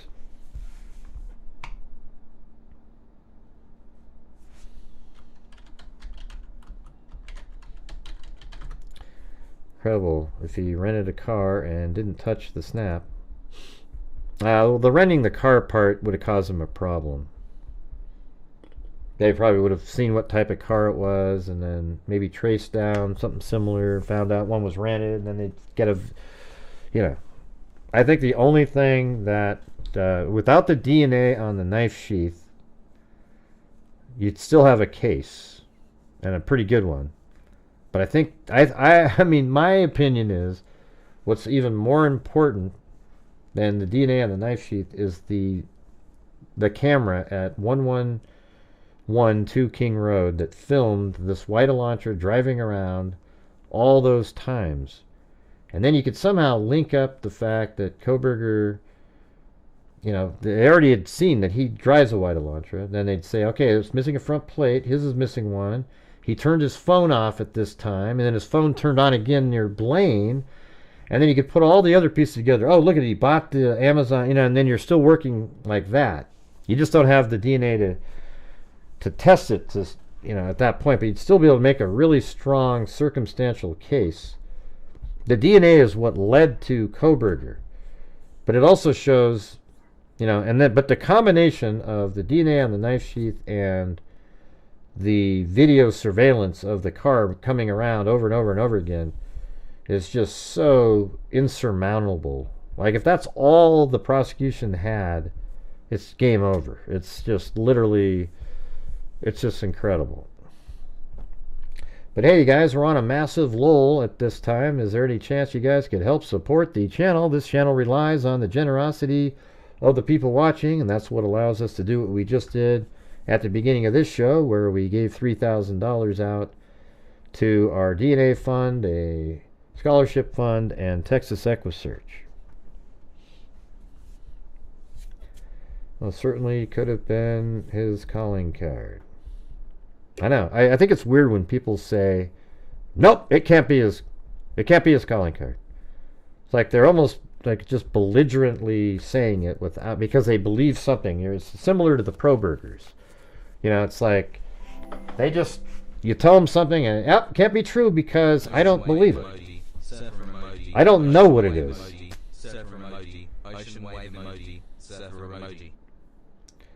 I don't know, T. Moral. Thanks, Michelle H.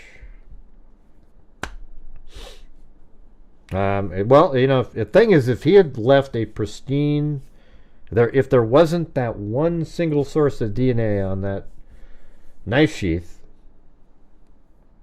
then I think they still would have found him through the white Elantra at some point. They would have looked into it and went, oh man, and look, he bought that exact same knife, and then that would have been a really strong circumstantial case, even if his DNA wasn't on it. But imagine the case if all you had was the knife sheath with his DNA on it and no surveillance footage of a white Elantra driving around or anything. Like, what if he drove up on, you know, Conestoga, parked, and then walked down, committed the crime, and then walked back up again, and nobody, it would just be crazy. It'd just be, okay, that's where the touch DNA argument would have much more, you know, much more legs to it.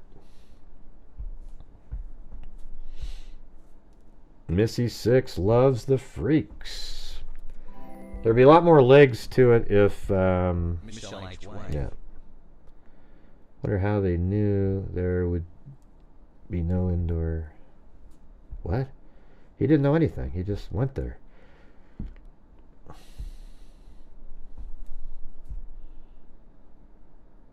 There is a camera on there. Not 1122 King Road, but one right there at 11. I mean, I don't know if he knew anything. He just, you know, he also observed the house. I'm sure he drove by there a million times, looked over there, saw that. You can see if there's a camera or not. There wasn't one. Thanks, M10.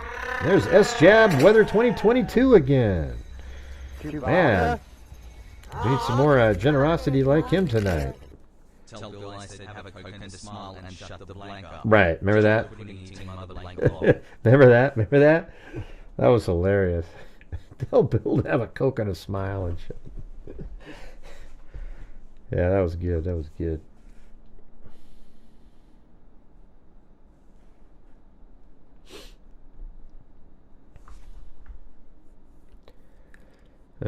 Let's see, if he had to walk to the crime scene like you said, yeah, like he could have walked there.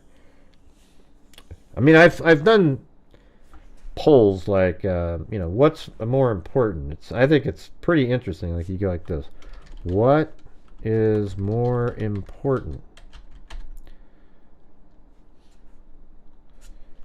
the DNA on the sheath or the surveillance of the white Elantra?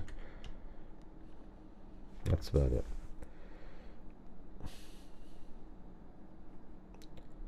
Huh. Why did it let me do that? Was it too many letters, or must contain between 1 and oh.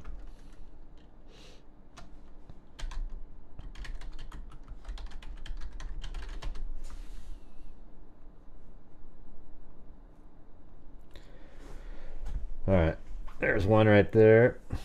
And you guys can send in your own poll questions on Super Chats if you want. We're still not even close to the goal tonight. First night of the month. What if the prosecution had the knife all along? I don't know. I don't think... I mean, that would be crazy if they've had that and he finally realized, okay. But I don't know.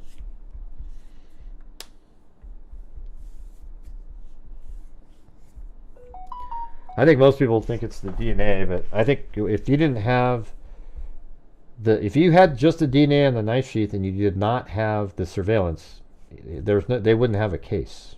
Okay, they'd have, well, that's interesting. Maybe, you know, the touch DNA argument comes into play. Like, oh, well, yeah, maybe somebody did do that. And all he had was his phone turned off somewhere, and then it turned back on. The surveillance footage, you can make a circumstantial case with the surveillance footage, him turning his phone off. You know, you're able to track his vehicle. It parked outside the house for the 12 minutes that the homicides took place. I think everyone just goes, ooh, DNA, ooh, and they all just vote for it instinctively without really thinking through it. When you combine the two, it's really powerful. Yeah.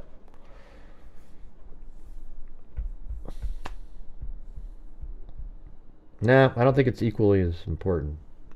I think you'd still have a very good circumstantial case with the Elantra, and once you determine it was Kohberger and you put all the rest of the pieces together that he purchased, the K-bar knife, the balaclava, all that stuff, you can make a really powerful circumstantial case. Then the DNA, with just the DNA, it's kind of a weird case, right? You got, okay, DNA on a knife sheath. That's right, he did turn his phone off over there. And then his phone turned on near Blaine sometime, but that's it. I mean, that would be, there was no way that would make it through the grand jury, even. That one. That wouldn't even make it through the grand jury. But when you combine them, you have the DNA on the sheath absolutely proves that the white Elantra that was driving around is Kohberger's. That's why just those two things alone, if I was on a jury and I just heard those two things, he's guilty. You get it? Once I'm satisfied that that is his... Well, here's the thing. Once you're satisfied that the DNA is on the knife sheath, you have to then accept that the white Elantra missing its front plate that was driving around is Kohberger's, right? Do you get that? There isn't, you don't go, well, I don't know, you know, it's kind of, just, I'm not really sure, it's still kind of up in the, no, it's garbage. As soon as you realize that that is his DNA on the knife sheath, then you have to accept it's not reasonable to believe that that's not his Elantra at that point. But there are people out there that think like that. That's like that waitress that I had. She was just like, yeah, that's how her brain is. And it just sucks because it's, that's why I keep trying to tell everybody. It's not reasonable to believe that the Elantra that was outside and parked for the 10 minutes that the murders, or 12 minutes that the murders happened, is not Kohberger's, because the DNA was left during that time on a knife sheath found next to Madison Mogen. Do you understand that? I don't know. I mean, couldn't it have been? Oh God. Oh boy. Oh, here we go. Here we go. And the sad part is when you're on a jury and you're a foreman, you have to deal with people just like that waitress. You know. I mean, that's scary. It's scary times.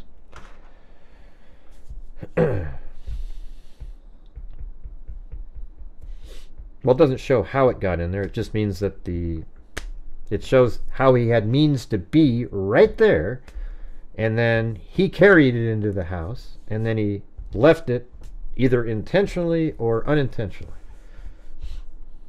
Anyways, we got 79 votes, 75 say the DNA on the sheath.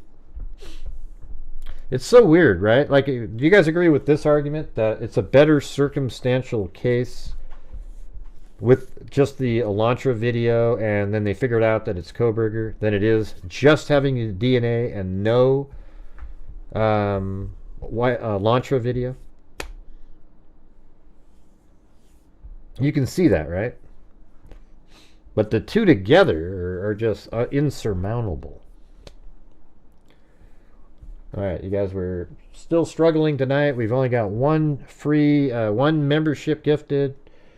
If you guys could please help support the channel. Here I am, another night where I have to say it 77,000 times. I wish you guys would just realize we got to keep moving forward through the months. All right, this is our 6th year doing this. We've given out $251,000. The only way that happens is if you guys are supporting the channel. We have one membership gifted tonight. We've got, we're still like way short, like 60% of the goal met. I feel like my channel's worth the support. If, you know, I guess if you don't feel like that way, then I'm sorry, you know.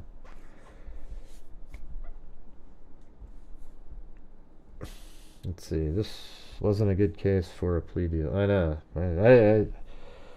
It just sucks that that's happening, is what I'm saying. Hey, thanks, Justin Motocross.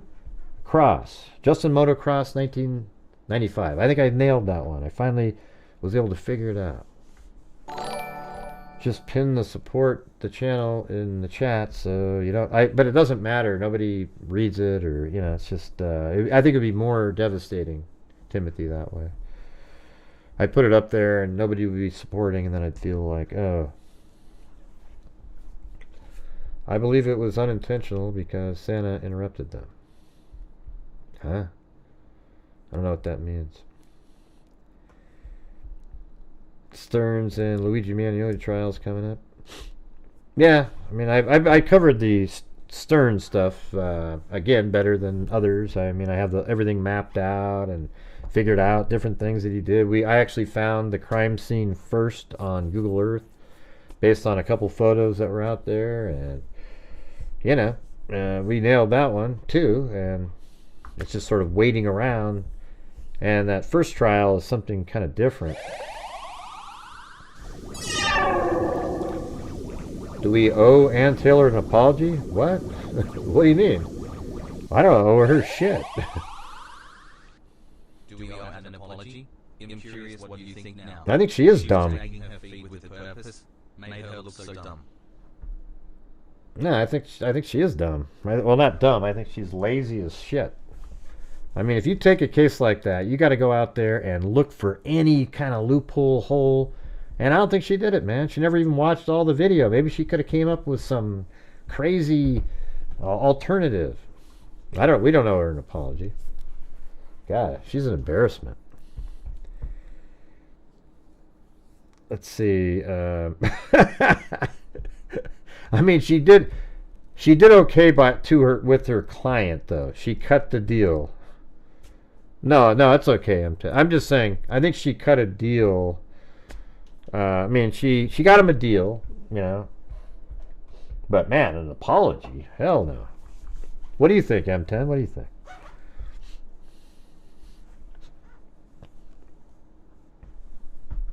Yeah, Stephen Stern's one I don't like a lot because everybody, if you don't believe that Jennifer Soto is also a monster who was part of it, you get cast aside and get hate comments.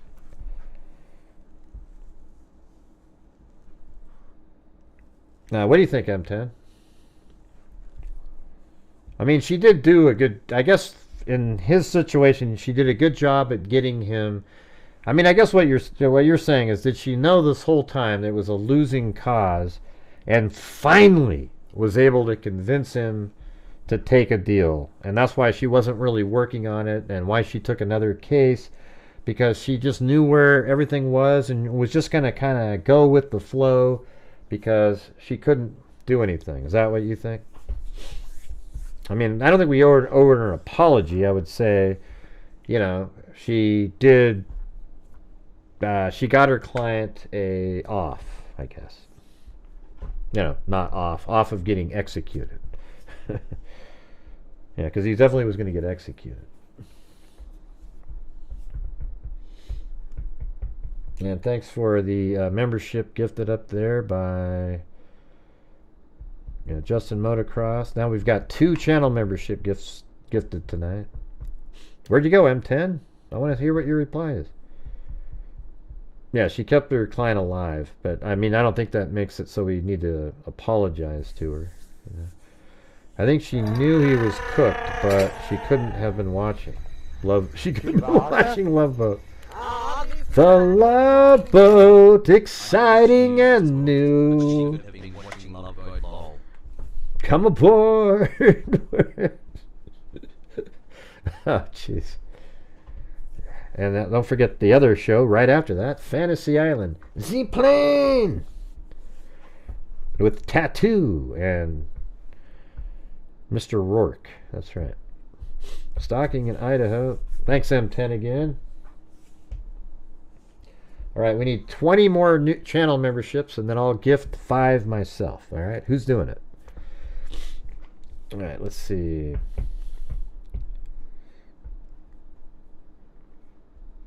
She could have been watching The Love Boat. We did talk about that one time, didn't we? I don't think anybody owes her an apology. I mean, I think what we could say is, you know, maybe she gets some credit for being able to cut a deal with the prosecution to save the life. But man, all she got really was his life being saved. But he has no appeals. He has nothing. You know, so if you look at it like that, let's say, let me ask you guys something. If it went to trial, and it goes all the way through trial, and we get to hear all the evidence and stuff, and he's found guilty, and then there's a holdout, they didn't want to give him the death penalty, so he gets life in prison without parole. Well, this is better than that. This is better than that. Okay? So would we have been happy? I think we would have been okay. At least there was a trial and it went right to there. What do you think about that? Would you be happy with that at the like if he got life without parole and he there was just a holdout for the death penalty portion. Like he got enough mitigation stories and people believed the autism and all that, and he didn't get the death penalty. Would we be okay with that? I think most people would be like, ah, man, he should have got the death penalty. But you'd be like, yes, but he was guilty. Yes, right? And so the thing is he's getting, he's in prison for the rest of his life with 0 appeal chances. Like in the other one, he could appeal. Like that. Like normally, let me just tell you this: if this went to trial and he was found guilty, life without parole, and he would have all kinds of appeal options, and maybe at some point somebody would, oh, look at that, but this is worse than that one. So it's right between. I mean, it's the worst you could ever get other than death. Although it sucks that he gets to hang out, and if he had the death penalty, he'd be in solitary for 20 years, but maybe it's better if he gets to hang out with inmates, if you know what I mean.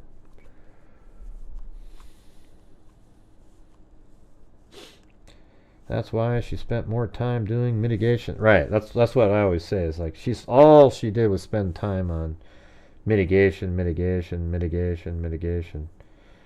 Because there's no way to argue the other information. She probably just had some, you know, like when the prosecution was going to bring up a witness, she'd probably say something like, back that was really, I don't know, just simple, like, you know, just questions like, well, did you do everything you could, sir? Okay, great. No further questions.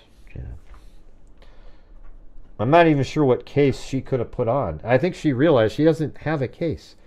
Like, they weren't going to be able to use Cy-Ray, the discredited, you know, in a couple of cases, cell phone guy.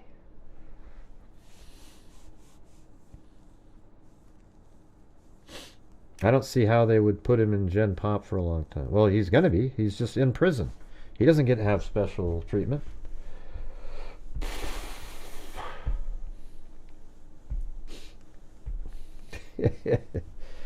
Oh, man. I think it's not going to be pleasant in there for him.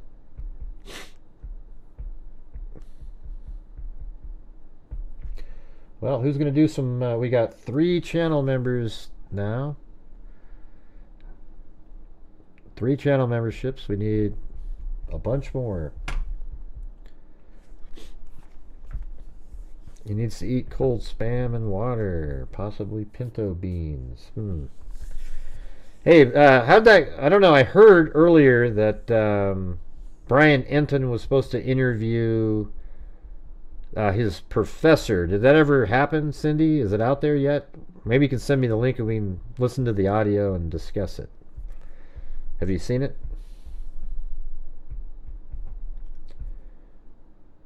I bet they put him in protective custody. That's garbage. No, I know, but he's a prisoner. Why wouldn't he be put in there like every other prisoner? What makes him different?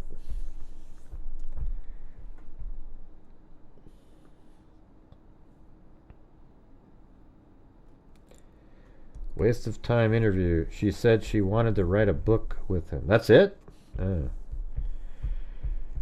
I don't think she has the gag order lifted. There's no way in hell she could have the gag order lifted before he takes the plea. Okay, so I don't know. I was kind of shocked that Enton was saying that she was going to come on.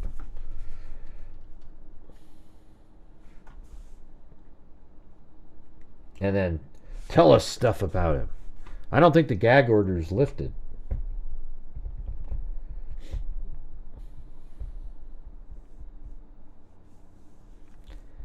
Gray, someone said some dumb shit that he's planning to escape and they know he will. Okay, yeah.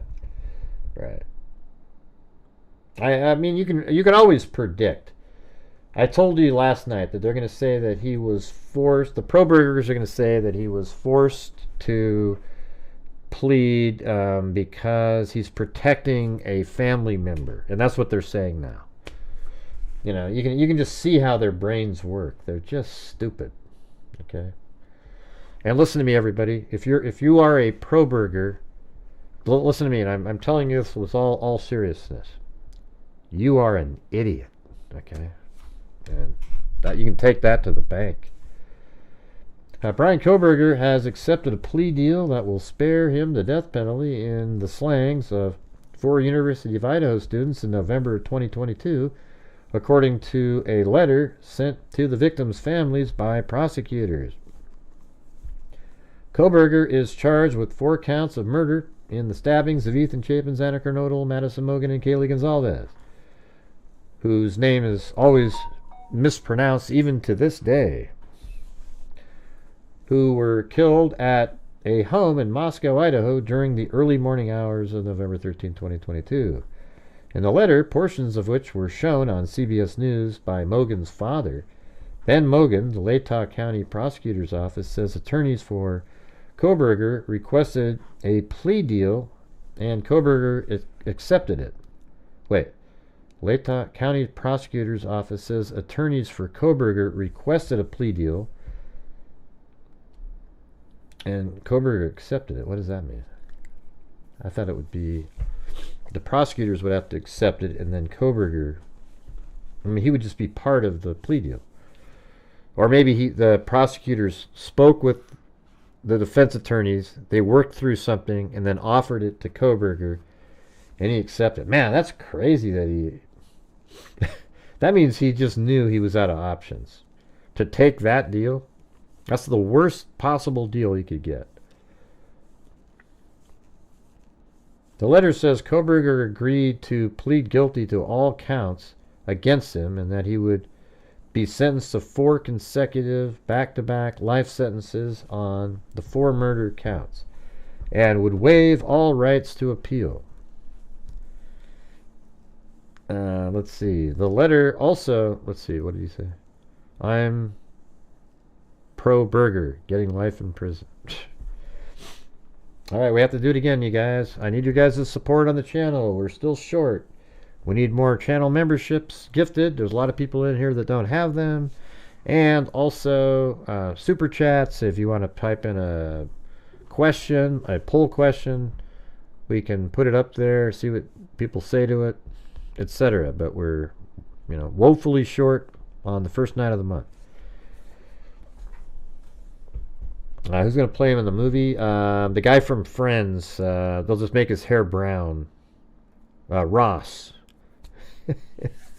There you go. Make Ross play Kohberger. Or I know who might be able to do it. The guy from Hangover. What the hell's his name? Cooper.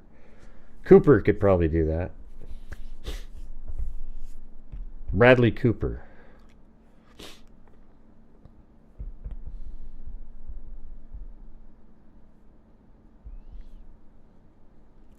Man, what's making tonight so much harder than yesterday? Let's see.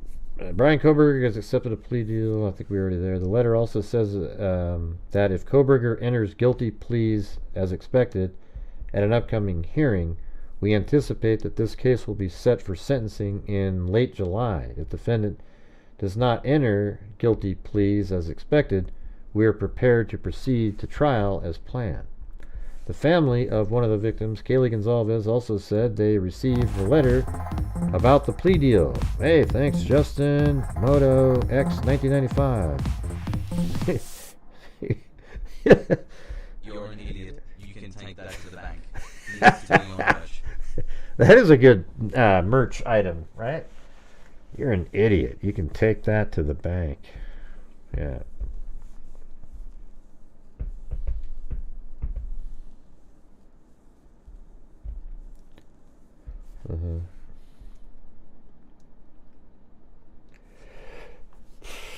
All right.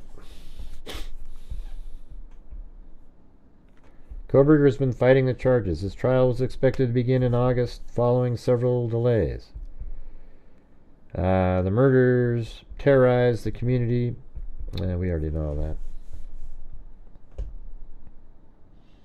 that. At the time of his arrest, Kohberger was a PhD criminology student. I mean, they're just talking to the people who probably never heard of it. All right, let's see what CNN said 46 minutes ago. What we know about Brian Kohberger's plea deal and whether a judge will approve it. Well, he will approve it as long as he says that, yes, he wasn't coerced.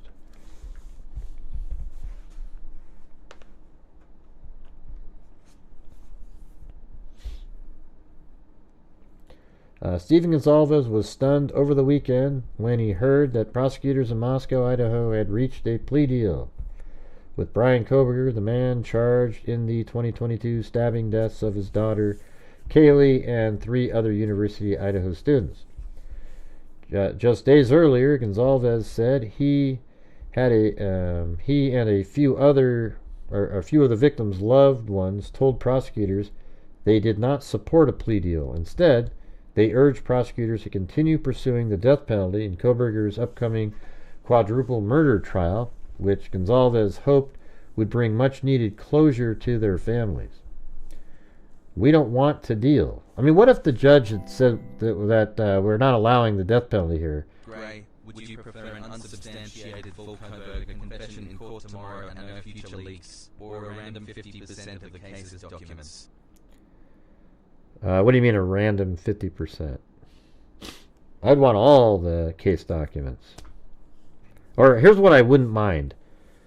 If basically the opening argument text, I mean, even that would be amazing, right? Because it would go through all the stuff that's going to be presented. That, and then, some of the backup information. I hope they provide like a PDF file with many pages of information. They should easily be able to do that.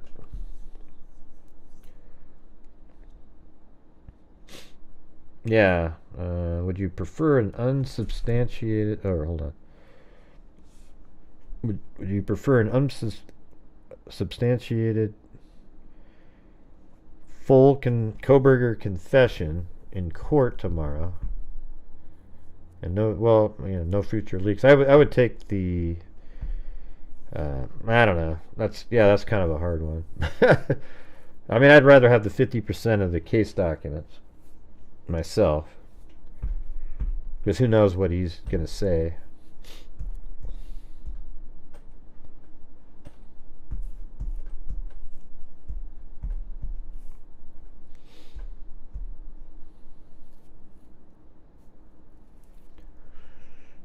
Let's see. Just days earlier, okay, we don't want to deal. We're not interested in that.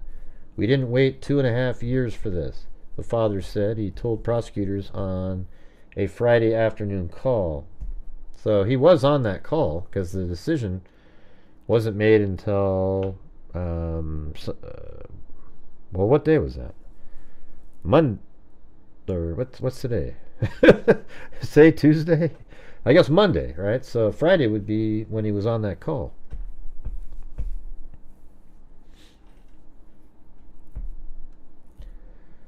Gonzalez said he walked away from the conversation with the impression that a plea was not a serious option in the case, leaving him blindsided when he received an email just 2 days later notifying him a deal had been reached. Ultimately, it was Kohberger's attorneys who broached the possibility of a plea deal as they endured a series of legal blows to their defense strategy. Gonzalez told CNN's Jim Scudo, citing conversations with prosecutors last week. The agreement would avoid a trial by allowing Kohberger to plead guilty to all 4 counts of murder in exchange for the government dropping the death penalty in the killings of Kaylee Gonzalez, Ethan Chapin, Xana Kernodle, and Madison Mogan. A person familiar with the matter told CNN. Gonzalez and his family slammed the deal as a hurried and secretive, saying prosecutors should have sought input from victims' loved ones on the conditions of the deal. Jeff Kernodle, Xana's father, also expressed disappointment in the prosecutor's decision. Kernodle mourned the deal as a missed opportunity to set a stronger precedent in how accountability should be handled in cases like this.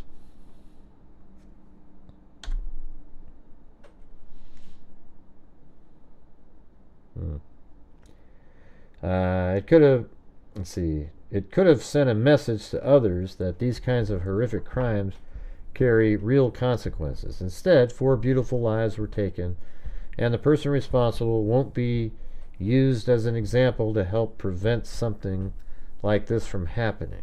In contrast, families of the other 2 victims say they support the plea deal. Ben Mogan, the father of Madison, that's what I was saying earlier, told Idaho Statesman he was choosing acceptance, adding the plea agreement would let his family avoid a trial and allow his wounds to keep healing. Right. See, I totally get it. I get that point of view. That just sucks for society and the families that wanted to see the death penalty. Because you got to look at it like, man, you're going to spend years and years and years and years and years waiting for all the appeals and all the different hearings and then finally the death penalty. You know, it's like you're just probably always living with a chip on your shoulder. This one, at least, you can kind of, move to the next chapter in a book.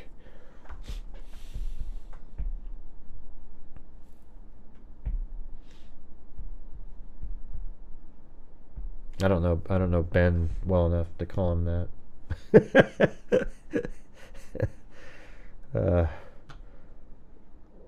Good night, Patricia. Thanks for the support.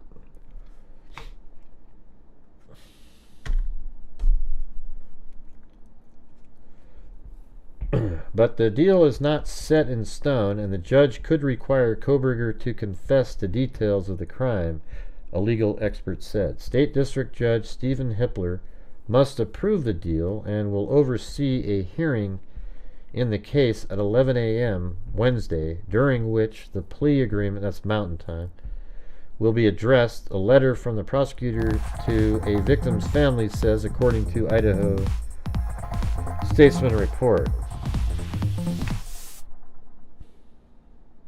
You know what I want to know besides all the obvious shit is what did the dead know and what was talked about on that road trip?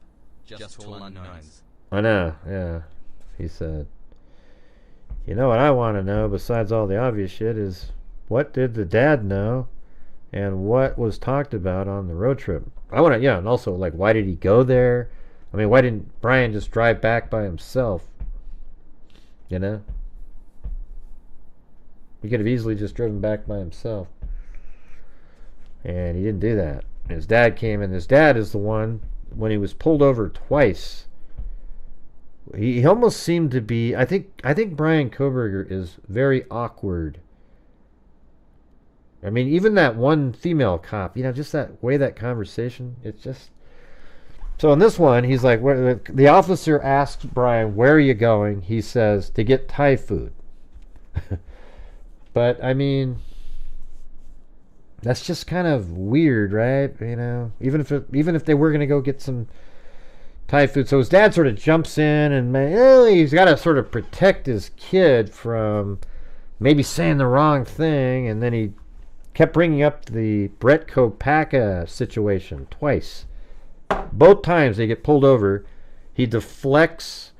Once he finds out that they're coming from Pullman, he doesn't want the officer's mind to switch to the homicides over in Moscow, Idaho. So he goes, oh yeah, there's this big shooting over there. There's this guy that was trying to change the subject. However, if you believe that the two officers were actually sent there to pull him over twice, which seems almost like it would have to be the case, then they would have already known this information, right? And so they're just acting along, I guess. So who knows?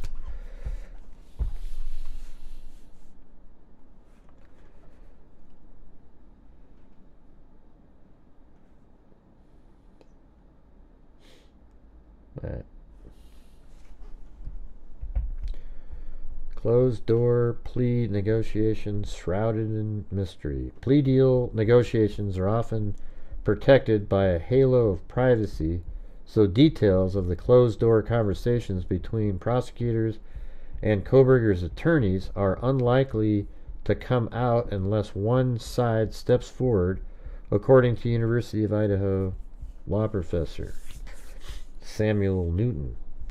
Commonly discussed in legal process, plea deals involve prosecutors offering a defendant incentives such as less severe sentence if they accept a guilt plea.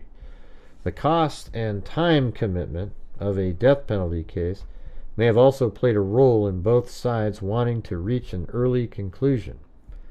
Newton said, death penalty convictions often lead to decades of painstaking appeal efforts, which he had said some victims' families described as torture. The families looking at decades of legal proceedings in a death penalty case versus if he takes life without parole, it's done, and the family gets that degree of closure. Kohberger's legal defense team has also suffered a series of losses in recent weeks which have narrowed their strategy options, including rulings barring the defense from submitting an official alibi, as no one could confirm Kohberger's whereabouts at the time of the killings, except himself, saying he was at Wawawe Park looking at the stars, and rejected their attempt to present an alternate perpetrator theory. And they also had a setback where they wanted to extend out the trial because of the leaks, and that didn't happen either. During Wednesday's hearing, the judge is likely to question Kohberger thoroughly to make sure he understands that he would be forfeiting his right to a trial and sentencing appeals if he accepts the deal. Yeah, and see, I hope they make sure that the details come out.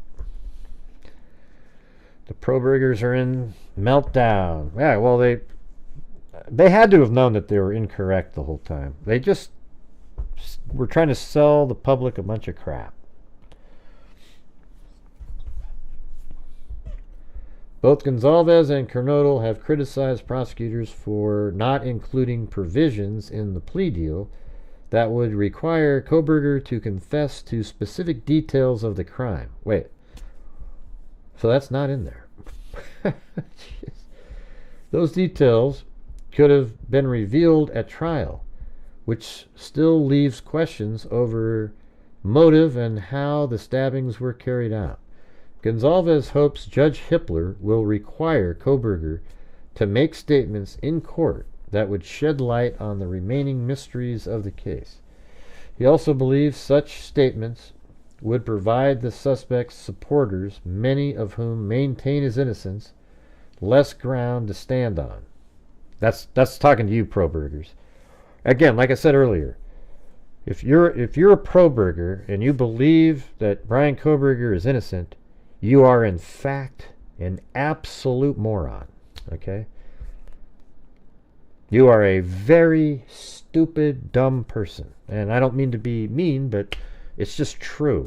Anybody with a brain, if you put the pieces together that's out there, it's obvious that he is the killer, and he's been the killer, and he's going to confess, or at least he's confessing by accepting the plea deal. And, man, and yes, you can take that to the bank. All right, you guys, I need you guys' support on the channel. Unfortunately, I've had to mention it way too many times tonight. We're having these massive lulls back and forth, and we're still only at like 70%. So only 3 new channel memberships gifted tonight. We usually got like 20 of those, 25. So if you're out there and you have the ability, I would appreciate it. Thank you. Families push for details. Gonzalez hopes Judge Hippler will require Kohberger to make statements in court that would shed light in the remaining mysteries of the case. He also believes such statements would provide the suspect's supporters, many of whom maintain his innocence, less ground to stand on. We're all going to live with the repercussions for the rest of our lives unless Hippler steps in and says, "You're not going to just say you're guilty. You're going to communicate some of the details so these families can actually move on and not have to be dragged through this true crime nightmare over and over and over again." Kernodle agreed, saying in his statement, "It's incredibly hard to accept that a trial won't be happening. I had hoped the agreement would include conditions that required the defendant to explain his action and provide answers." So that wasn't in there. Jesus, what a joke these prosecutors are. I don't know. What do I have to do, you guys? Dance a jig? I've never danced a jig, and I can't dance a jig. But I'm trying to, reach the goal on the first night of the month after, forget it. Jesus. What's this one right here? What are you sending me here? Media Kohberger.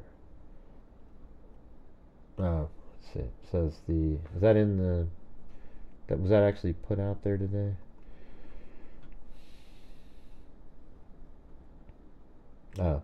Order approving pool still photographers. Notice of hearing.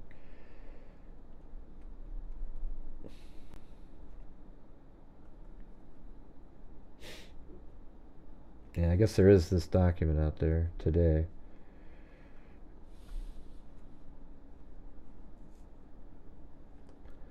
The court received multiple requests by various media outlets to video record the change of plea hearing scheduled for Wednesday, July 2nd. A live stream of the proceedings will be provided by the court on the media streaming account. Right, it's the same thing.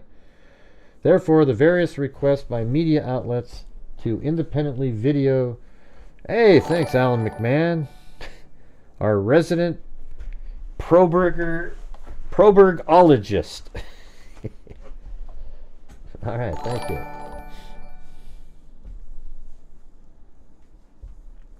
That's okay. I know, yesterday was, that's what kind of does suck, is like we have donation night, and then the next night's our first night of the month, so it makes it hard because, everybody helped that night, and then the next night it's like, okay. So, we try to reach the goal at least on the first night of the month, and hopefully it picks up from there. To ensure that quality still images are available from the hearing, the court will permit a pooled still photographer to be presented at the hearing. The Associated Press having been the first to request still photography access, it will be permitted to provide such coverage as a pooled media resource. The permission to provide such coverage is contingent on the AP agreeing to act as a pooled resource for such. Okay, whatever. Anyways, it's being streamed tomorrow, so we're definitely. I'll try to come on at like 9:30 in the morning or something, and we'll just kind of hang out until it all starts. All right.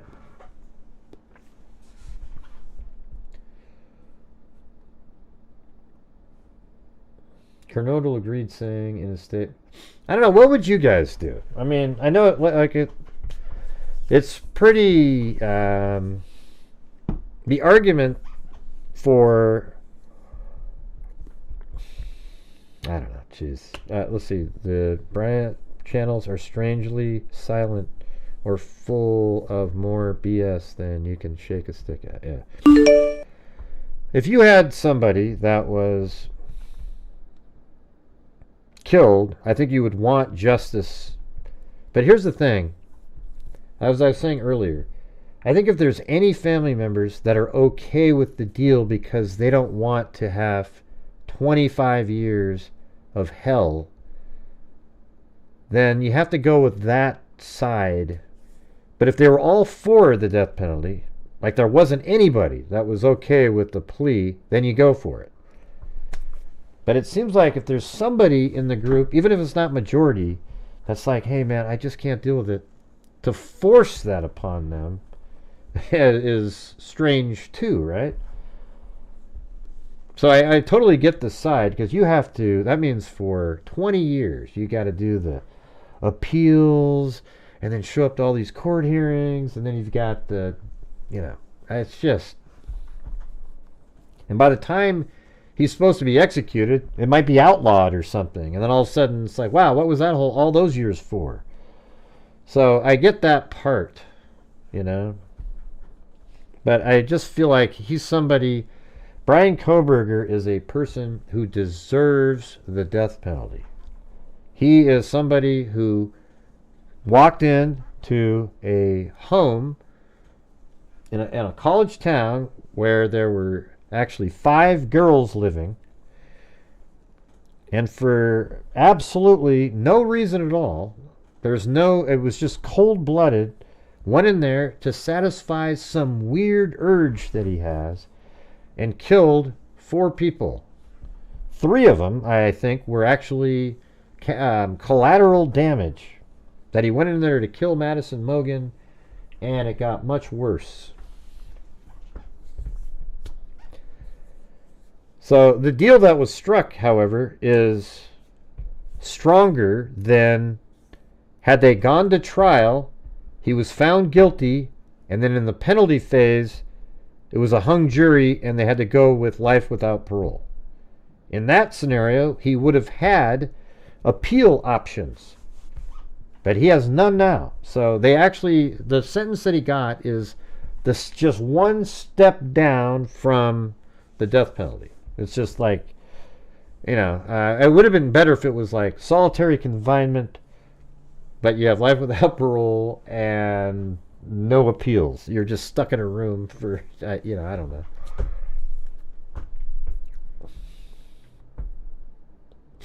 Well, I don't know if that's what is out there, Alan. I mean, maybe the judge will have him do that. So Alan said, the only way this plea deal is solid is if Kohberger gives a detailed explanation to admitting to the murders. I don't need a why, but that would help. This guy's a straight-up psycho. Right. Yeah, but apparently that's not part of the deal, so it's going to be up to the judge to make that happen. So I hope the judge goes, I'm okay with the deal, but I'm adding stuff to it. And this is it right here. He's going to tell us all here in detail. And you know what would be great? If the judge just sat there and questioned him like he was an attorney, over and over through the whole thing. So what made you decide on this? And then ask more follow-ups like, did you come to Moscow, Idaho, to actually commit these murders? And then depending on what he says, how did you end up picking that house? And was Madison Mogen your specific target? Okay, great. And just keep going through it. Like the judge should just sit there and grill him like a prosecutor, because he knows the case too. And then just go through the whole thing. All right. So tell us what you did that night. You left your residence. Where did you go next? Okay. And then we know that you were on Indian Hills Drive. And then you drove around. You drove by there. And then, just go through the whole thing. And then have them say, okay, and then when you parked where did you park your car? Okay. And then say, okay, what did you do next after you parked your car? Did you prepare for your return to the car? Because there's indications that you spent 2 minutes or so at your vehicle before leaving at a high rate of speed. Well, yes, Your Honor, I put out some plastic on the ground, and I knew that I might have some bloody items, and then I took off the Dickie suit that I was wearing and the gloves and rolled it all up and then put it in that plastic bag, and then I put it in my trunk. Okay, but so you got that ready, and then when you went in, where did you go first when you went inside? Well, when I went inside, I went through the sliding glass door. Did you know that the sliding glass door was unlocked already, or did you jimmy it open? I want that shit like that. And then when you went inside the house, where did you go first? Well, I walked down the hallway and I went up to the stairs, and I knew where Madison Mogen's room was. How did you know where Madison Mogen's room? Well, I had driven out there many times, observing the residents through the window outside in the parking lot, and I could see that she was in the upper right-hand window, and there was these stairs that I could see through the other windows as they... you could see that she would walk up and then turn to the right, and her light would go on in her room, so I knew which room she was in. Well, that's interesting. So you went in there, and then, I could go through the whole damn thing like that. So it would be amazing if the judge went through and just absolutely grilled him, and it's all on record, and it makes it even way more ironclad of a deal, right? Because it's right there, and he said it. All right, I'll throw it out there again, you guys. If you're out there, if you could please help support the channel. This channel relies on the generosity of the people watching. If you like the content that I provide, there is no ad revenue on the live streams. I basically mainly do live streams. So, without your support, the channel fades into oblivion. So if you're out there, I would appreciate your support. Thank you very much. And then he goes, yeah, I went up to the room, and then what happened was, this is what I'll say that Kohberger says. Yeah, so I went in there, and I started to attack my victim, but then there was also somebody else in the bed. I was trying to be quiet, but the other person woke up. I guess that turned out to be Kaylee, as I've heard, and then she started to go, what are you doing? And we started fighting, and then I ended up killing her too. But, I intended to leave the knife sheath. This is my opinion. So I intended to leave it there as a calling card, like a K-bar, kind of sounds like my name, Kohberger, but I was trying to be kind of tricky. Like I said earlier, I don't like this plea deal. But if Kohberger continues acting like the smartest person in the room in prison, he will make a lot of enemies fast. That's right. S-Jab Weather 22. This is basically what I'm telling you right now is how I picture this. Right? And so he left that there anyways, because he thought he cleaned it really well, and he left it there because he wanted to be like K-Bar, but it's also like Kohberger, but nobody knew who I was, so I thought I was being really tricky, and I left it there. And then where'd you go next after that, Brian? Well, then right when I was about to get up, this other person came up the stairs, and I guess that's Xana Kernodle, and she saw me, so I ran after her, and I ran down the stairs, and then we went to the room. I followed her to the room, and I caught her right there, and I started killing her because I didn't want any witnesses. And then I noticed there was another guy in the room, and he looked like he was passed out, so I cut his artery, and then I ended up, I thought, you know, with the schooling that I've had, I thought it'd be cool to like carve something in his leg because that's one of the things they do, you know, a signature of some sort. But I left the sheath as a calling card because, you know, I'm cool Brian Kohberger, you know. All right, well, what'd you do after that? Well, after I killed them, I walked out and I didn't see the person that saw me. Apparently, Dylan Mortensen's the person who said she saw me, and she saw one of my bushy eyebrows as I turned. And I think it's because my vision isn't that good. I turned and I left. And well, after you left, what'd you do? Well, I went back to my car and I took off my Dickie suit and sort of rolled it inside out, rolled it up inside of a bag and put it into the trunk of my car. And then I was really nervous to get out of there, but I knew how important it was to do the blood spatter, make sure that blood never made it into my vehicle. So I took extra time there, and then I put it in my car, and then I sped away as fast as I could, and I drove into the back neighborhoods up here.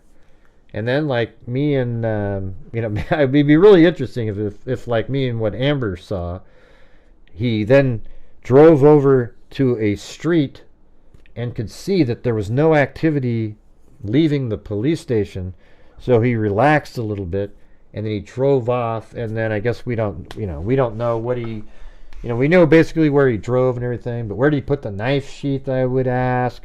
What were you doing down in Clarkston? What made you go to Clarkston down there? And then why are you at Johnson Avenue again at 532 to 536? And then why did your phone turn off again? And then it came back on again at 8 o'clock at night. And oh, by the way, when you came back in the morning after the murders, what were you doing there when you got back there at 9 in the morning? What were you doing? Yeah, you just want all the answers to all those questions.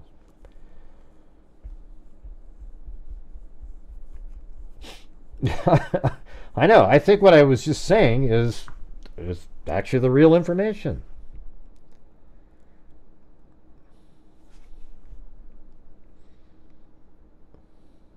Who cares what he said, Bubblegum? And you're doing your crap again in here, where you're mentioning other people, and we don't know what was on that knife sheath. There was one single source of DNA on the knife sheath, okay? Whether there was smudged up blood of other kinds, I've said it a million times. I remember hearing at one point that maybe there was some other blood on there. I've said it myself. Let's see. I don't think you're going to last too long in here, to be honest with you. It's too bad he doesn't have to say all of that in the plea deal. Right. Well, I mean, maybe the judge will make him say it. I think the judge needs to have that level in there. Oh, and then Alan said, Gray, any thoughts on when a movie will be made on this totally whacked case? I think it will happen sooner. Oh yeah, well there's a big thing coming out on Amazon soon. I wonder if they have to pull that off now.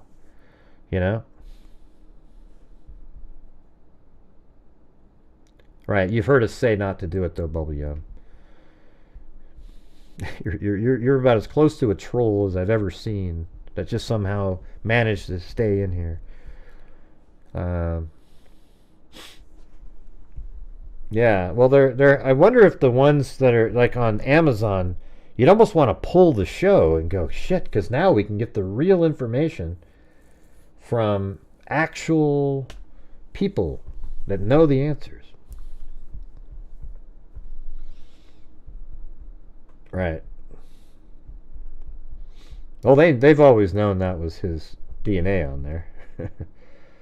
Right. Like it's, they tried to, the defense team tried to argue the way they discovered it was Kohberger was invalid because the FBI used something that was against the community guidelines or terms of service on the website. I think it was called Ancestry. No, let's see, which one is it?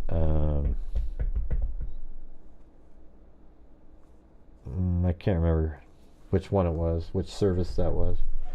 But yeah, they used something. They used, it was against the terms of service, but it's not illegal because they had a much larger database, and they found Brian Kohberger, and then they gave the tip to the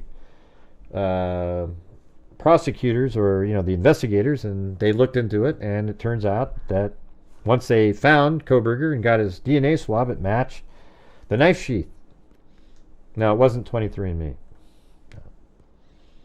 My Heritage. That's the one right there. There's like there's the other one too. There's My Heritage, and like GEDmatch is the one normal people use, and then there's like Family Tree DNA. That's another one. So there's Family Tree DNA and GEDmatch are similar, where My Heritage is like 23andMe and Ancestry. However, out of those three, they're the only one that allow you to upload a raw data file. That's it. They're the only ones that allow that.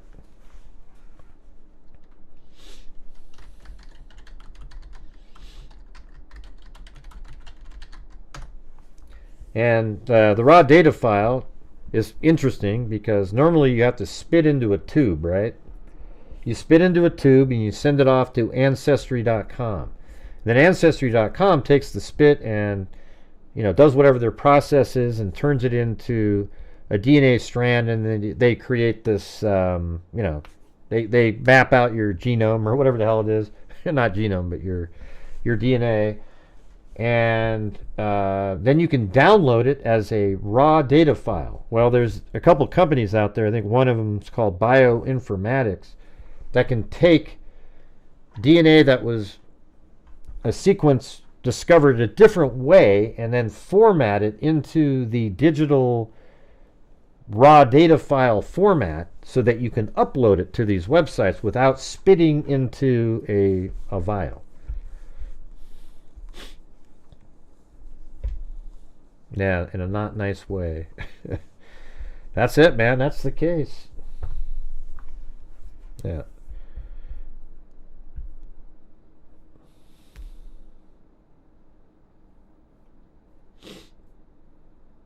Yeah. I always say yes. Who cares, man? Like on GEDmatch, it says you want this to be used for law enforcement. Why not say yes? When you say no, it's like you have you're probably hiding something. I mean, if you're on there anyways, why do you give a damn if they're looking at it? It used to be on GEDmatch. It used to be the default was that it was for law enforcement use, but do you guys know any of this stuff? Because I'm telling you stuff that I've learned over the years, just doing the show and everything. So GEDmatch used to, whenever you loaded your raw data to GEDmatch, it automatically put you in for law enforcement use as a default. And then a few years ago, they did a case. They broke GEDmatch.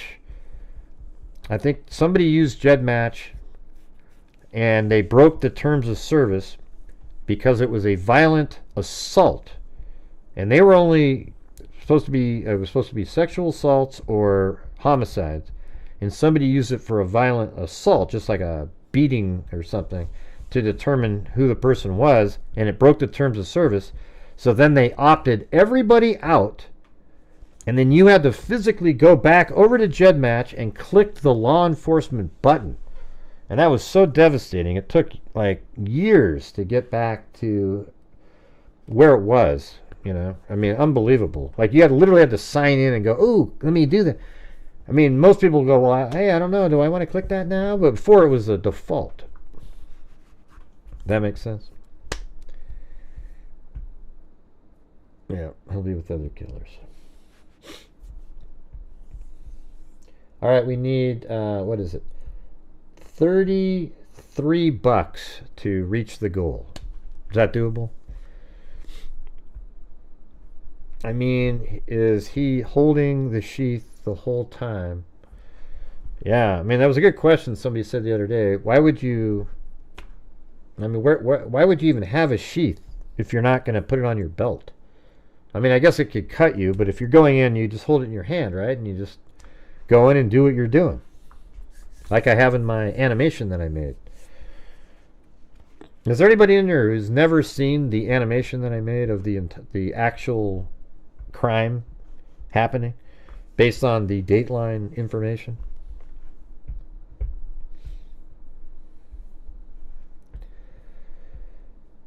So that's what we got. That's what the goal is. We need 33 more, and then I'll donate 5 memberships. All right. Odds of BK surviving in a real prison. Oh, somebody asked that earlier. They said 5 years. I think most people thought he wouldn't have a very good chance at that.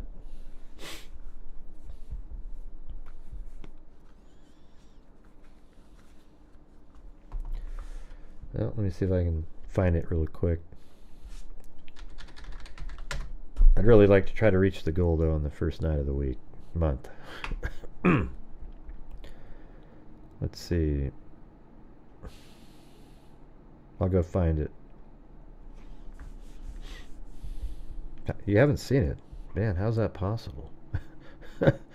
That's what's so weird. I have the best videos on the case by a mile, and people don't watch them. It's just, YouTube just throws me into some weird bucket and some dipshit staring at the screen telling you something. Oh my God, did you see what so-and-so? It's garbage.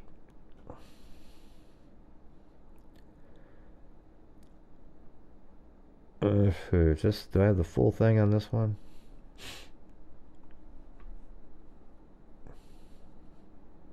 It's definitely super chat worthy, you guys, so let's try to get that going. Here, hold on a second. He wants to get out of there. Camera crazy. Right here at 4:20 and 47 seconds. Right there.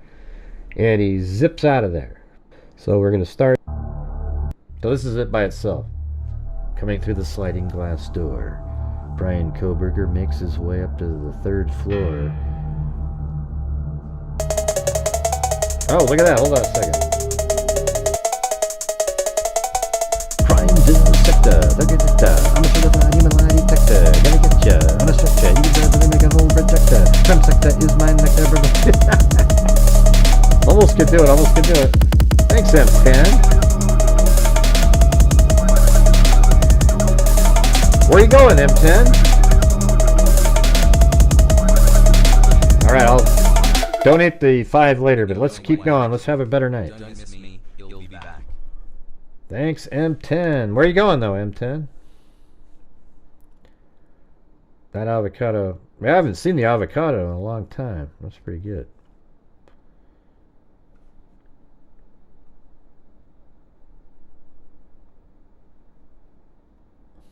All right, we'll start this over here.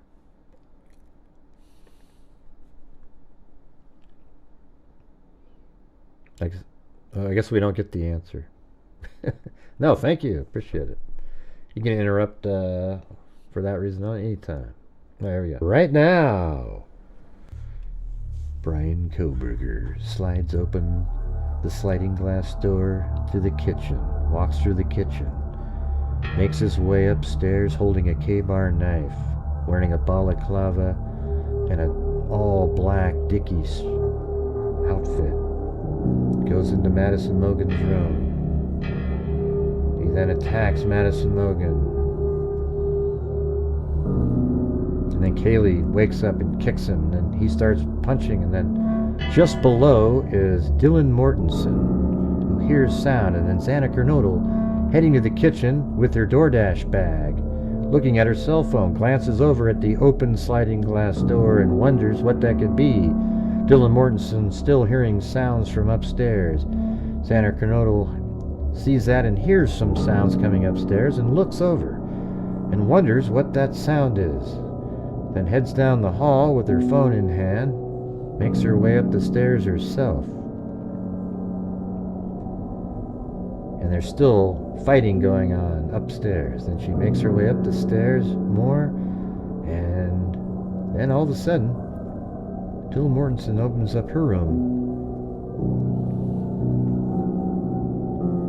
Goes back inside. Xana Kernodle's still kind of creeping up there, wondering what this was. Looks in the room, and boom, he sees her.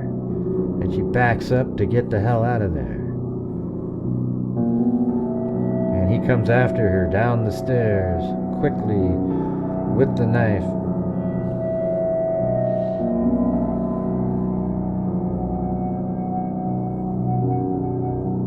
And then she hears what sounds like whimpering. Dylan does, opens her door, and they're fighting over there.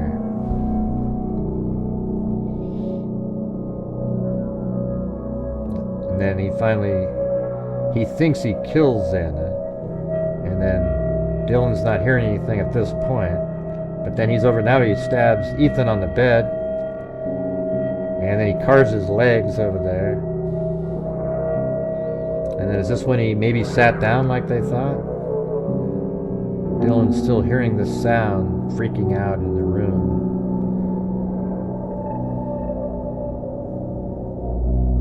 And he maybe goes into the bathroom to clean up, like Ann Taylor said. There's indications that he was cleaning up.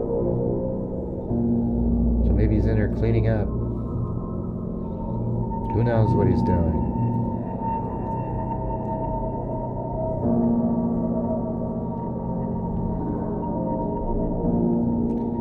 And then, does Xana get back up again? And that's when he says, "Hey, it's okay, I'm here to help you." But his help was really just making sure she wasn't alive. Then he exits.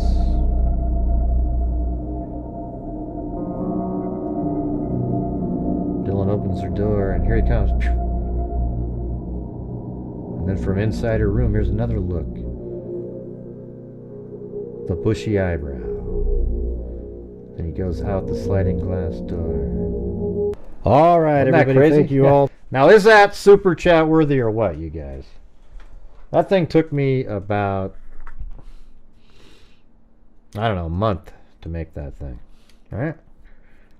I think that's probably, but nobody else is making anything as good as that. So what do you guys think of that, huh? Man, there's nobody commenting at all. There's just, you guys are just dead as a doornail, as they say. Dead as a doornail.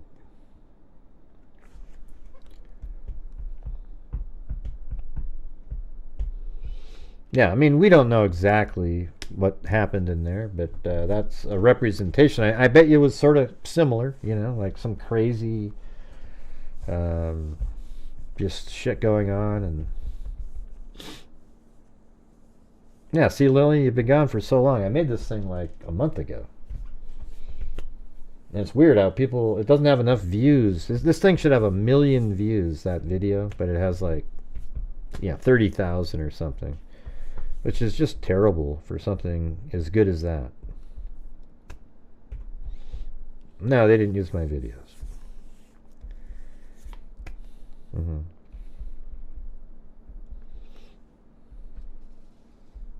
There was 400 people watching before I played that, and then there were only 360 after. That means those other people were pro-burgers. Yeah, I didn't want to see the...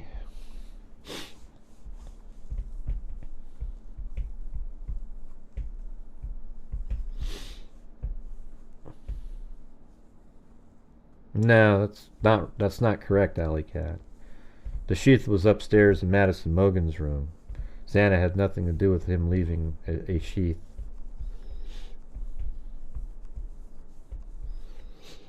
For Canada Day, right as he came up the stairs in the clip. Well, thanks, Lillian. Yeah. Lisa Valenzuela got me a coffee. Thank you. All right, let's see what Cindy sent me some links, so we'll take a look at some of that.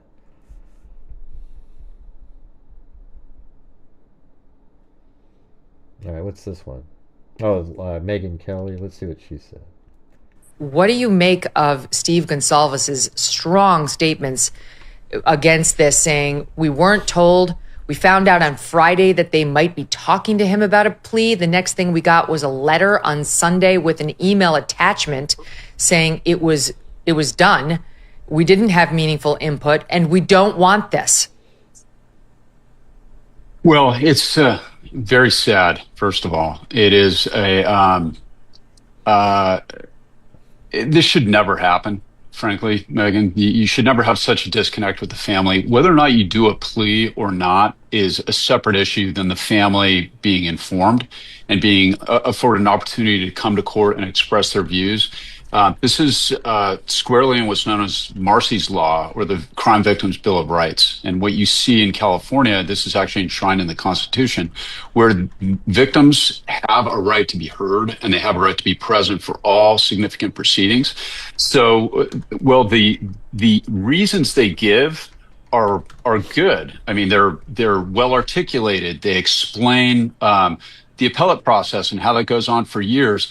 But the disconnect of the family is a tragic element to this. Now, what's interesting is only the Gonzalez family is talking, which makes me think maybe the other families were on board. But it seems like such a short period of time. The turnaround is, I'm really kind of surprised by that they apparently. Isn't this the guy that I was on with the other day? It seems similar. Heard from the defense very recently, like within the last couple of days, and then they turn this thing around and the plea is supposed to get out tomorrow. Well, the Gonzalez family is saying that they can't even get up there in time. So they're asking for the court to delay it, which could actually delay it, but I expect that this plea will go through. Right, because they don't want to do anything that's going to jeopardize the words, "I did it," coming out of this guy's mouth. Arthur, you used to be a prosecutor. You've spent more recent years. He's a defense attorney. As a defense attorney. Yeah. Is Brian Kohberger, when pleading guilty, going to have to allocute in a way that would tell us everything, that would answer any of our questions? Or are we more likely to get a guilty, guilty, guilty, guilty, goodbye?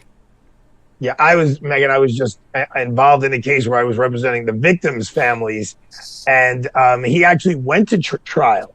And even at the trial, they could see on videotape, they could see him doing it, but there's zero motive. And the family asked me, and I did go to the prosecutor and to the defense attorney and say, look, if you tell us why this happened, we'll, as the victim family, ask for less time than 25 to life, which is the maximum here in New York.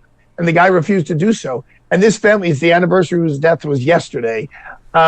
This family is guys in jail, 25 to life, but they have no idea why he was executed. And that may be the hardest thing for the family members. It's the same thing here. It's obvious that this guy did it, but they want to know why. I will say, though, that family members who have to sit through this, and both of you know, there are often autopsy pictures that are shown, and you hear the description and how people died. And that's, you know, when you're a family member, you're sitting there, you're hearing about your 21-year-old gorgeous daughter and how she, met her death. It's horrible. It's absolutely horrible. He didn't really answer the question. So he's not going to have to go through it bit by bit, Matt. No, we're not going to. He'll just do. No, but you don't know what the judge is going to make him do. On this date, at this time, were you at this location? Yes. And did you cause the death by this person? Yes. And did you cause the death by using a knife? Yes, I did. And did you intend to cause the death at that time? Yes. Hey, thanks, Wendy Woobles. Look at that. She's going for a wave, everybody. Wendy Woobles is going for a wave. That's it. But let me ask you this, because Matt, you've dealt with these serial killers before. And I think that's fairly, it's fair to say that was the road this guy was on. I mean, he committed 4 in one night and was obsessed with Ted Bundy. I absolutely think so. Yeah. Yeah, I mean, this is all hallmarks, and he's sorry. I totally agree, but I think Kohberger isn't like a regular serial killer. Like, one that was sort of like, it's almost like one day he goes, ooh, I could be a really good serial killer. I want to do all the cool stuff that serial killers do. Yeah, ooh, and it's just, that's what it seems like. And I think he was going to go on and kill many people, and I think he was going to leave an item at each scene as a calling card. He was going to maybe carve something, leave a signature. He wanted to do all the cool stuff, Sorry, Megan, I don't want to step on No, you. I was just going to say that these guys. And by the way, don't leave Wendy Woobles hanging. It's almost as bad as how I feel during the show when people aren't supporting it. When somebody up there says, hey, let's do a wave, and you all ignore that one person. All right, here we go.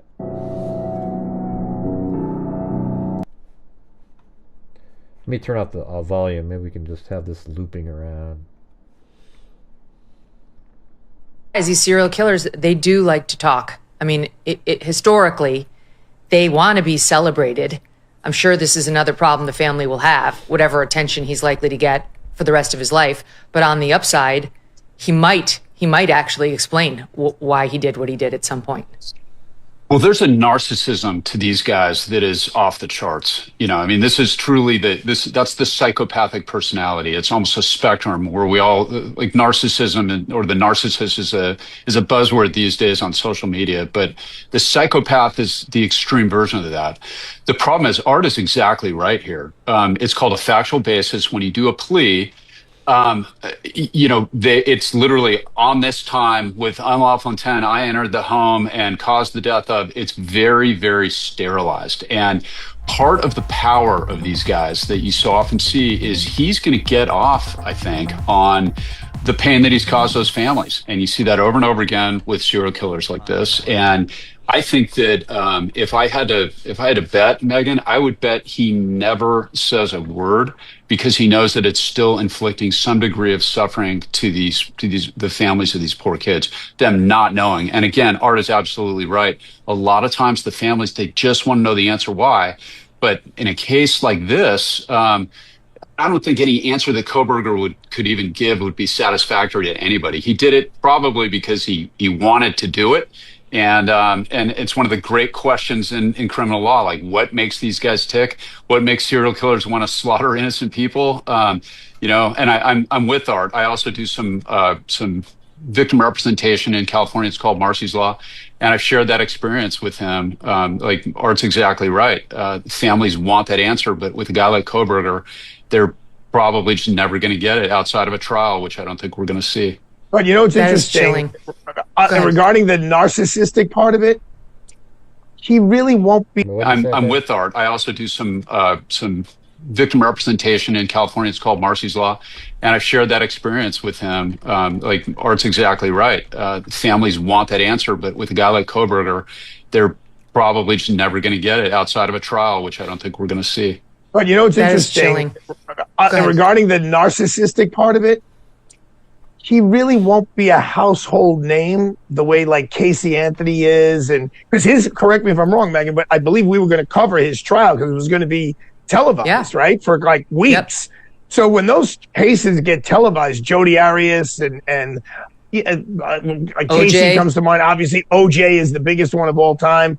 You know, he would have been much more of a known guy than kind of going off quietly with a quick plea and it will be over. So it does fly in the face of it. Like if he really wanted, if this was what he wanted to do, would become this famous dude. Going through the trial is a sick thing to say, but it's a really good way to get your name out there, and that now has gone by the wayside. So there's something interesting on this front. I'll tell you, Howard Bloom, who's been doing great work reporting on this from the beginning, sent me a note this morning saying he's hearing that a large part of the reason Kohberger cut this deal was to protect his parents. His father would have been called to testify about what was said during that cross-country trip they took together. You remember after the murders, the dad flew out there on, I think it was December 4th. The murders were November 22nd, overnight into the 23rd. And the dad traveled cross-country from Washington. Didn't I tell you they were going to say that? To protect his parents. What a joke. That's ridiculous. Come on. State back home to the Poconos in Pennsylvania with him. And on top of that, we learned this in the Dateline schedule, that at 6 a.m. the morning after the murders, Brian Kohberger called his mother and spoke with her for nearly an hour. This is the first time hearing it was the mother. I knew he had called home. I thought it was and spoke with his mom for nearly an hour. He did not want his mother to have to testify about that call, or his sister about confronting the father with her suspicions that Brian may have done it. I don't know, Matt. I mean, does a sociopath, a psychopath like this have feelings for his dad or his mom? Is that possible? You know, we hear the term anthropomorphizing, which is when people start attributing human emotions to animals. And in a way, a guy like this, I think that what he's really worried about, Megan, is he's in Idaho. and he could actually be executed for this. And I agree with Art. The evidence in this case is overwhelming, and especially those little things like those little selfies and things like that. He was going down. His defense team knew he was going down, and I think fundamentally, the psychopaths, the one human they actually care about is themselves, and I think that's what motivated him. Then we heard it was the father in the Dateline episode. I mean, either they're wrong or what Howard Blum told Megyn Kelly was wrong. But to be honest, I mean, it sounds like Howard Blum has some good sources too, but at the beginning of his book, there's 3 or 4 errors in there that aren't factual because we have the information now, and he wrote the book before that information came out. So I don't know about the rest of the book, but I listened to the whole book. It was, it was interesting, for sure. I don't think a guy like Kohberger actually cares about too many other people, and I think that's a nice speculative sort of human interpretation of that. I think that he was worried about it literally in the state of Idaho's own neck more than what his family would go through. That's my take on it. You know what's interesting, though, and I was thinking about this morning preparing to come here. If I'm him, right, I don't like to equate myself to being him, but I would want to do some investigation as what life is like with life in prison. If it is like with the federal guys, like the World Trade Center bombers and stuff, where you're just in a cage, basically 23 hours a day, and every third day you get to go out, but the rest of the time you're in this little cage. And yeah, maybe you get a radio and you get a book. I don't know. At his age, would I want to live the next 50 or 60 years like that, or would I rather prefer euthanasia? It'll take 10 years before they actually put a needle in it. Yeah, he's trying to put that word out to Kohberger. Hey, you might want to do that. And then, that's pretty sad. And then maybe Kohberger will change his mind before tomorrow. You know what's funny? If he changes his mind by tomorrow, the pro-burgers will say, "See, I told you he was..." What? He was just going to admit to it. I think it's too late for any change in this, you guys. And exactly what I told you guys is exactly what I heard on a show today. I think it was on Fox News while I was driving. I have satellite in the car so I could hear it. It's that there's too much. This right here, the revelation of this plea deal has now affected too great the jury pool, because he's literally the discussion is that he's ready to plead guilty with no ability to appeal, which is, I mean, my God, that means he's admitting. And then all of a sudden he goes, "Well, I changed my mind." Wow, I mean, you kind of already said that.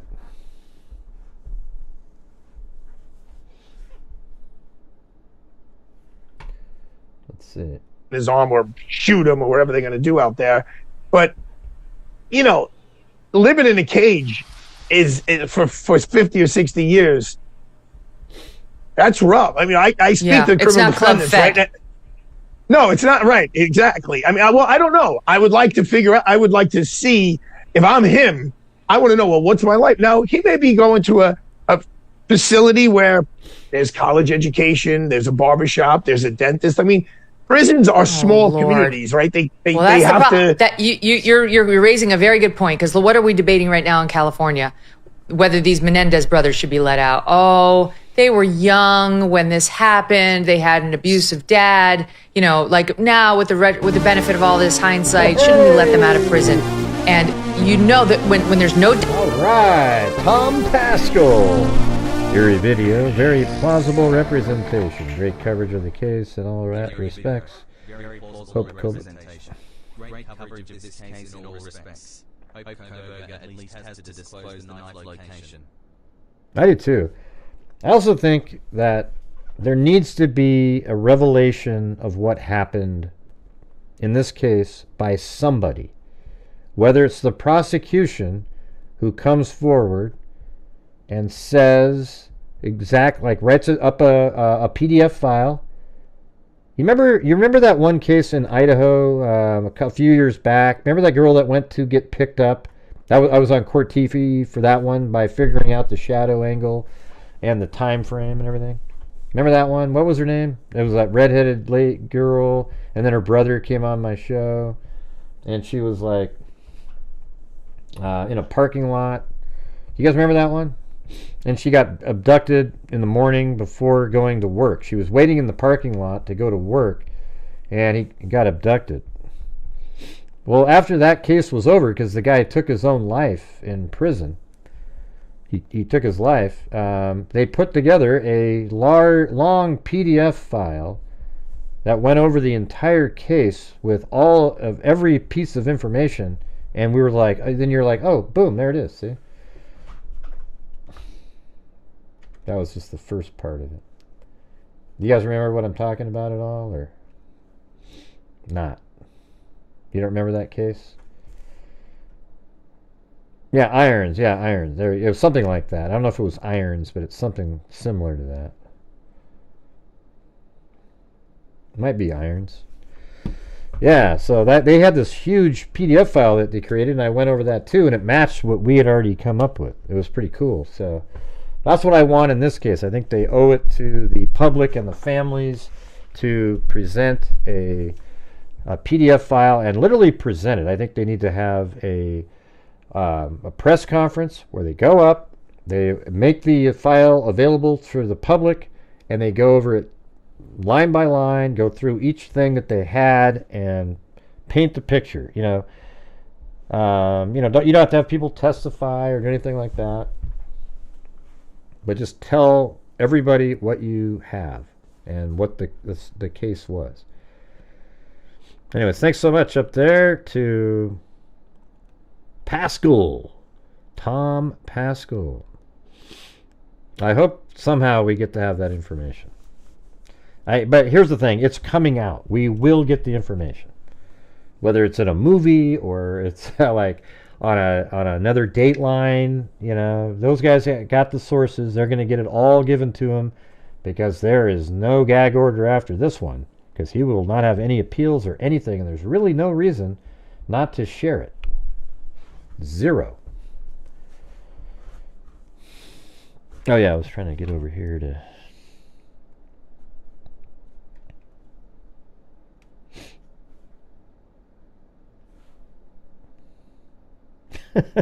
Hey, my thumbnail's pretty good, isn't it? It's pretty damn good. Here, hold on. I have to go over to use Firefox to be able to...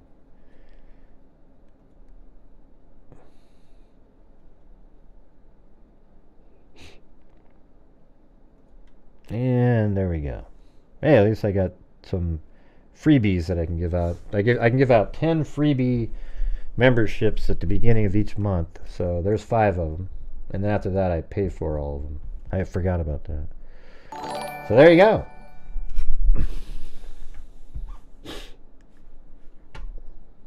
Death penalty, the odds of us getting in 20 years, Matt, oh, you know, he was young, he had autism spectrum disorder, as if that makes people murder for innocent victims, because they're already playing that card on the defense team. You know, he had some disorders where he saw visual snow. Really, there should be some sort of a mercy afforded his way. That as long as he's still breathing, that's still out there as a Hey, where are you going, M10? You going on vacation? possibility. Well, you're absolutely right. You and I have talked about the Menendez brothers before, and that's exactly what we saw there. They received life without possibility of parole, and that turned out not to be life without possibility of parole, right? So you're absolutely right, Megan. And online on this, there are a lot of conspiracy theorists that the prosecution even noted in their justification letter that they submitted publicly. That was so weird. That was very weird. It really is. That's the nightmare for the family. Since President Trump was sworn in, his administration has... Hey, I swear to God, you guys, I wasn't trying to make a political...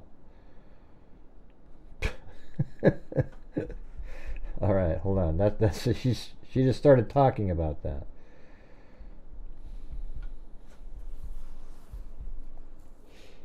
All right, let's see what this one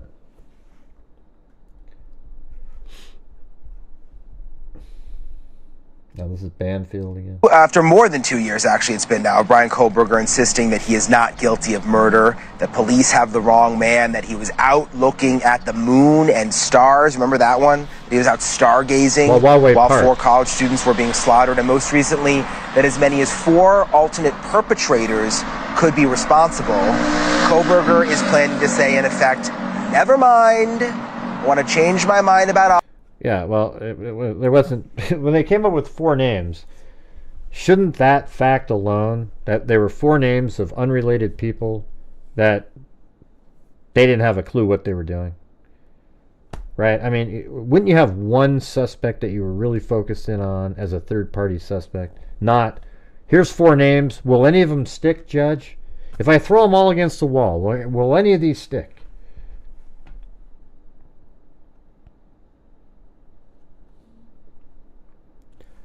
Yeah. That's when as soon as I saw that, I went, oh, geez, 4 of them? Really? All of it changed my plea to guilty times 4. And interesting to note, Kohberger never verbally pleaded not guilty. Remember this, at his arraignment, there back in May of 2023, he stood silent. We made a big deal of that. He stood silent. The judge entered the not guilty pleas for him. I'm going to so what happens tomorrow? That is the big question. I want to get to Jesse Weber. He is an attorney and News Nation legal contributor. Jesse, I'm curious your take. Is there any chance that, I mean, does Kohberger have to talk tomorrow? I guess that's my question. Is there any chance that his lawyer could just do the talking and we don't even hear from Kohberger? I believe he has to. Why? Because it's not like he's pleading not guilty. He's pleading guilty as part of a plea agreement. And one of the things under Idaho law that the court has to do is say, Mr. Kohberger, did you make this voluntarily? Do you understand your rights? Do you understand the consequences? Was anything promised to you? His lawyer can't answer that on his behalf. The judge has to hear it from Brian Kohberger himself. So the idea that he would answer all those questions and then when asked, how do you plead, and he just stands silent, that's not going to happen. He'd have to have verbally say guilty. Otherwise, a plea would be entered on his behalf. So I believe tomorrow we are going to hear Brian Kohberger say guilty. The reason he stood silent the first time was for whatever bizarre reason he chose not to do it. But maybe he didn't want to jeopardize his case in any way. The whole game has changed. So I think we're going to hear him say guilty. Remember how they tried to make it seem like it was really noble? You guys remember this? I mean, I hope I'm not just like like remembering something that didn't happen. But you remember when he remained silent, and they made it seem like it was sort of noble, like, he didn't want to offend the family by saying not guilty, so he thought it'd be better if he just remained silent. It's, what the hell are you talking about? It's just so dumb. Maybe we could have this playing in the background while we're listening to some of this. Some of my awesome time code work that nobody else was doing. This is my video right here. So in terms of what sort of changed here, because I was always under the impression there wasn't going to be a plea deal. Things have changed in the last week or so. One thing that happened was this alternate perpetrators theory. The defense wanted to bring in 4 alternate perpetrators, people who they thought could be responsible for the crime. The judge said absolutely not. There's no way. Do you think that's what moved the needle here and why the defense decided, I think we want a plea? There's a number of factors. First of all, he had a mountain of evidence against him. That was never changing. Number 2, he failed in delaying the trial, citing media coverage. And then the last thing, right? The alternative perpetrator theory. I'm going to point the finger at 4 other real individuals. You know how angry that makes me, Brian? Because let me tell you something. As an attorney, everybody's entitled to a defense, sure. But just days before, he's planning to point the finger on people who had a social connection to the victims or knew somebody in passing. And days later, he goes, no. I'm pleading guilty. This is not a case of him saying, I'm totally innocent, I'm getting railroaded, I have no choice, I'm facing the death penalty, I have to just plead guilty to save my life. No. He's basically saying, I did this. I murdered 4 people, and I was going to blame other people at my trial. This makes him more of a monster than he already was. So yeah, he had no choice at this point. I completely get why he took a plea, and he's trying to literally save his own life right now. It makes me angry too, especially because some of those names, and we're obviously not going to name them, but they are people who I spoke to early on in this before Brian Kohberger was arrested. And they are people that literally have nothing to do with the murders. I mean, you don't have to do much investigating to realize that they didn't do it. There's no motive. Many of them have alibis. Yeah. There was DNA. There was DNA testing they did and fingerprint testing. And you're right. I mean, it makes your stomach turn to think they wanted to bring those names in the public way in a public trial like this. It really is upsetting. Just my last thing with the delay. They wanted the delay. That was one of the last things the defense asked for. Just real quick, do you think if they got the delay, we wouldn't even be here? Like they wouldn't even be asking for a plea deal? There's a chance. I mean, they wouldn't have asked for a plea deal, push it down the road, try to see if they could say that a jury would be tainted, try to manipulate the case in some way, but the evidence doesn't change. The DNA, the cell phone evidence, the surveillance footage, the car, the eyewitness testimony, none of that goes away. And they tried to get some of that thrown out, wasn't working. I think this trial was either going to happen or he was going to plead guilty. And obviously, you can make, from a legal point of view, you understand why he did it, because What was he going to say? there's a strong chance of conviction. Yeah, he would have got the death penalty. But, that's where... Yeah, I mean, I guess that's why she kept going for the... she just kept working on mitigation, and I think when she started going through all the mitigation, she realized that it wouldn't be strong enough to overcome him getting the death penalty. Hey, look at that. Thanks. Richard Brinton. Welcome to the Oogla Boogla Freaks. Very cool. Thank you. Appreciate it. What was the other one? I got another email from Cindy. Brian said, Dr. Catherine Ramsland says, looking back, some of the things that interested Brian Kohberger now give her pause. She says he wanted to study offenders and what their thought process was. Well, he did that study. Yeah, on Reddit, remember? She wonders, did I inspire him in some way? Well, there you go. I mean, that's the thing. I think Kohberger is a manifestation of a serial killer. I don't know how to explain it, but he doesn't feel like he's the natural type. The ones that quietly lingered inside their house,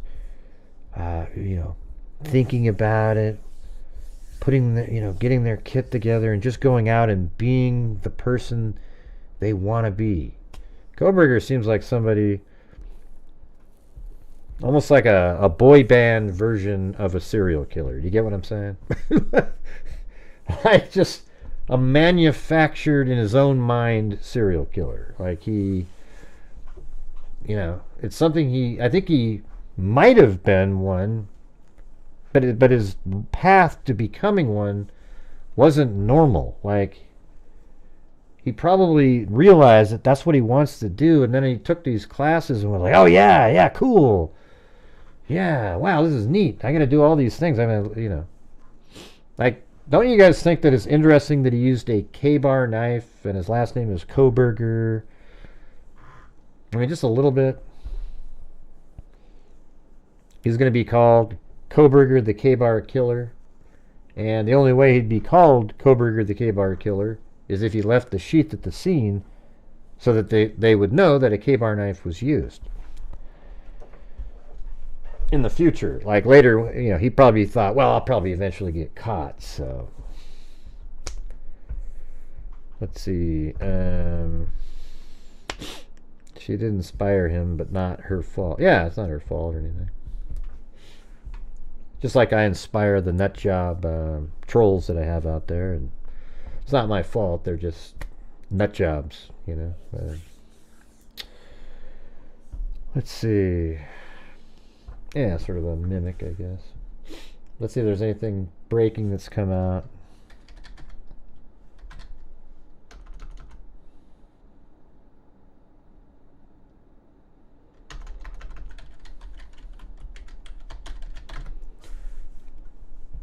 Beyond Furious, that's one day ago. 56 minutes ago, News Nation. Let's see what they said.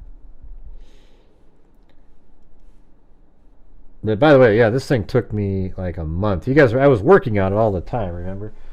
I mean, I have this. It was. I think the creativity that I used making it is really what.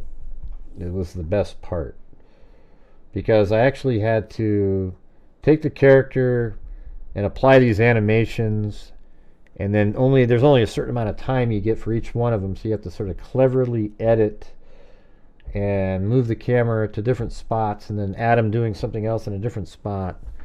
And I think it really kind of worked out pretty well. So it shows you what you can do if you just sort of think about it, how to edit it. And then for the fighting scenes, I just make it kind of blurry, and you don't really see what's happening. But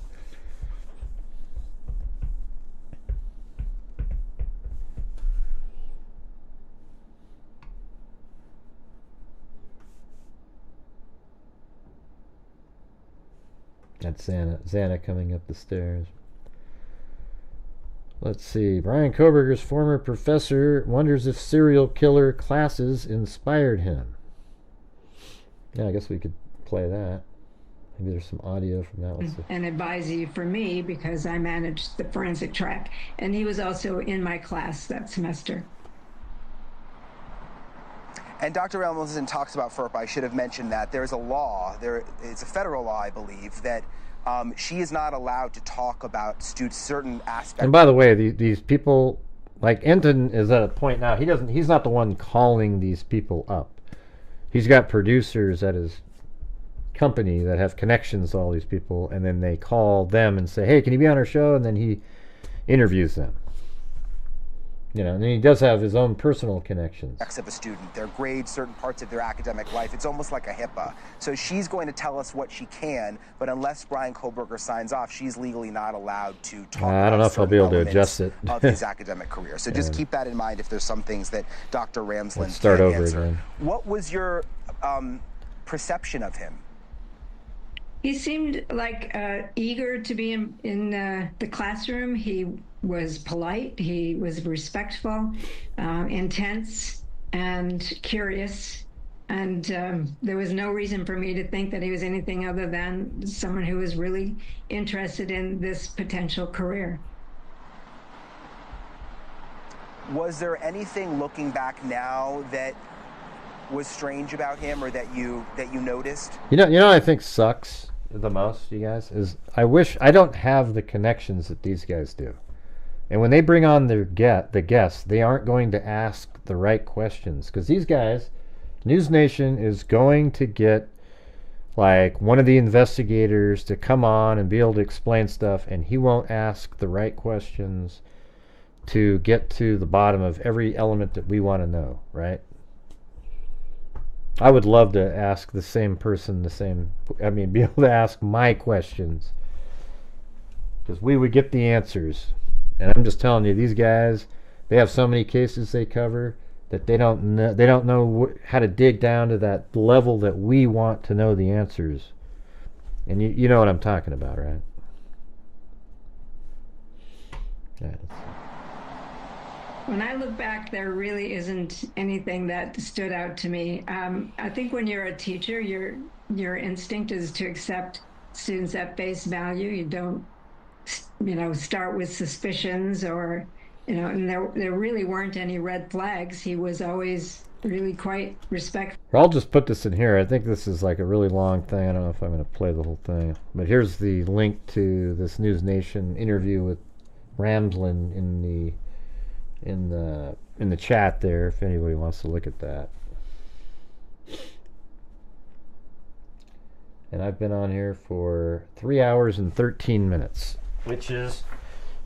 that's the time for me to get the hell out of here. And tomorrow, I think I'll come on at 9.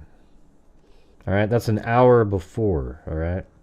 Because I think it starts at 10 my time. So I'll come on at 9 o'clock. Does that sound good?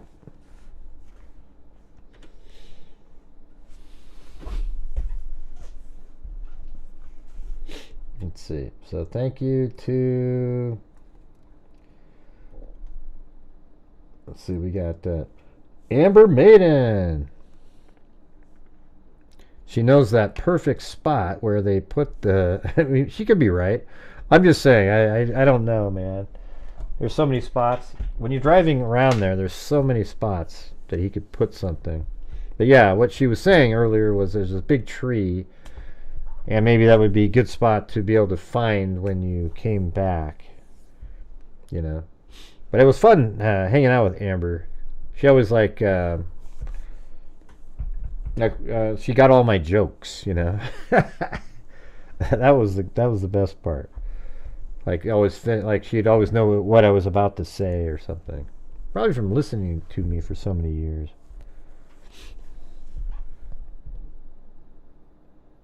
Yeah, it's a little early for me.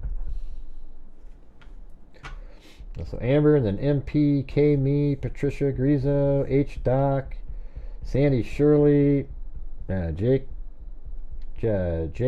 Barnes, 617, S Jab, Weather 22, Ted Bundy, M10, Richard Watts,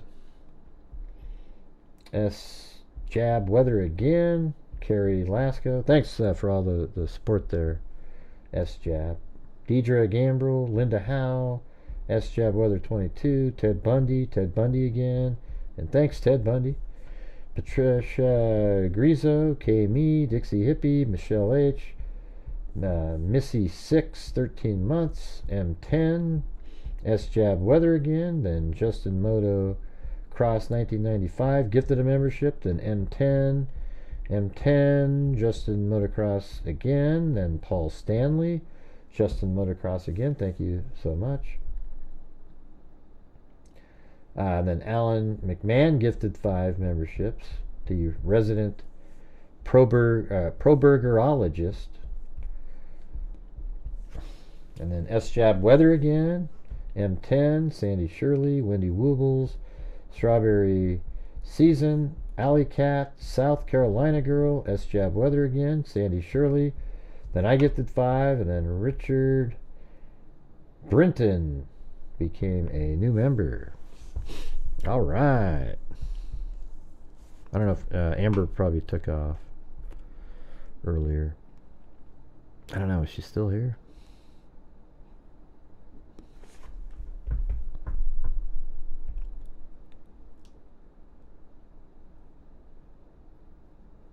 Oh, yeah? Yeah, sorry about that, Mike. But yeah, we'll see you in the morning. I'll try to, 9 a.m., it's 11 o'clock Mountain Time, so I'm an hour before that would be 10, right? So that means I got to be in here at like 9.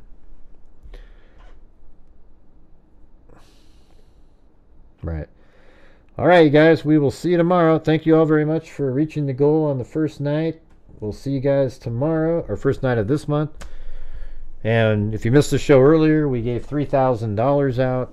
We gave $500 to Texas EquiSearch. We gave $1,000 to our scholarship fund for criminal justice students. It'll be our third set of 6,000. So we're currently at 17,000, or 5,000 for this round.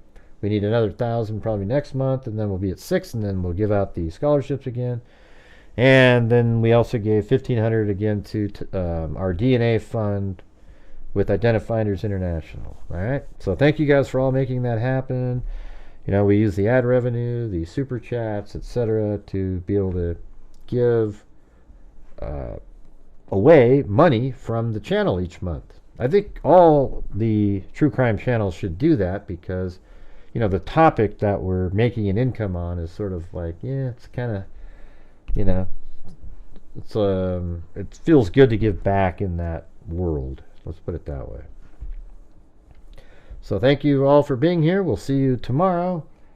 And as I always say, do you guys like this camera better, by the way? I don't always say that, but do you guys like this camera better?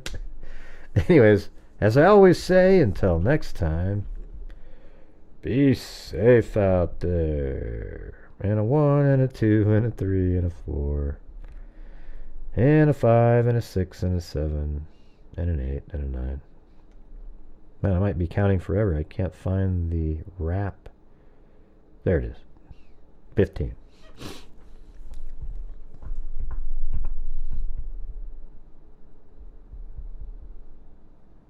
Oh, it's not playing. It's doing the same thing. That's so weird. What do I have to do is hit properties and then hit OK. And then, or do I have to do the use hardware acceleration? Then, okay, whatever. Hopefully it works next time. Yeah, I've been doing this true crime thing for quite a while now. And during this whole time, I have not seen one person that is a crime dissector. Like rejector, I'm a certified human lie detector. Gonna get ya On a stretcher, if you try and play me like an old projector. Crime Sector is my nectar. Professor Gray is Gonna give another lecture. Crime collector, Freak connector. and I'm always gonna be a pup protector, fool deflector, Interceptor. and I'm meaner than a spectre with a vector on his pector. With all respect, y'all, just remember I've a temper fucking Check show, I have no agenda. I'm never tender. and I'll serve it to you straight without the blender. And in the end, I'm gonna send ya on a mission to reveal the true offender. Yeah, so I'll just get right back to work. All right, everybody? Talk to you. All right, thanks everybody. See you tomorrow, and be safe out there. 9 a.m.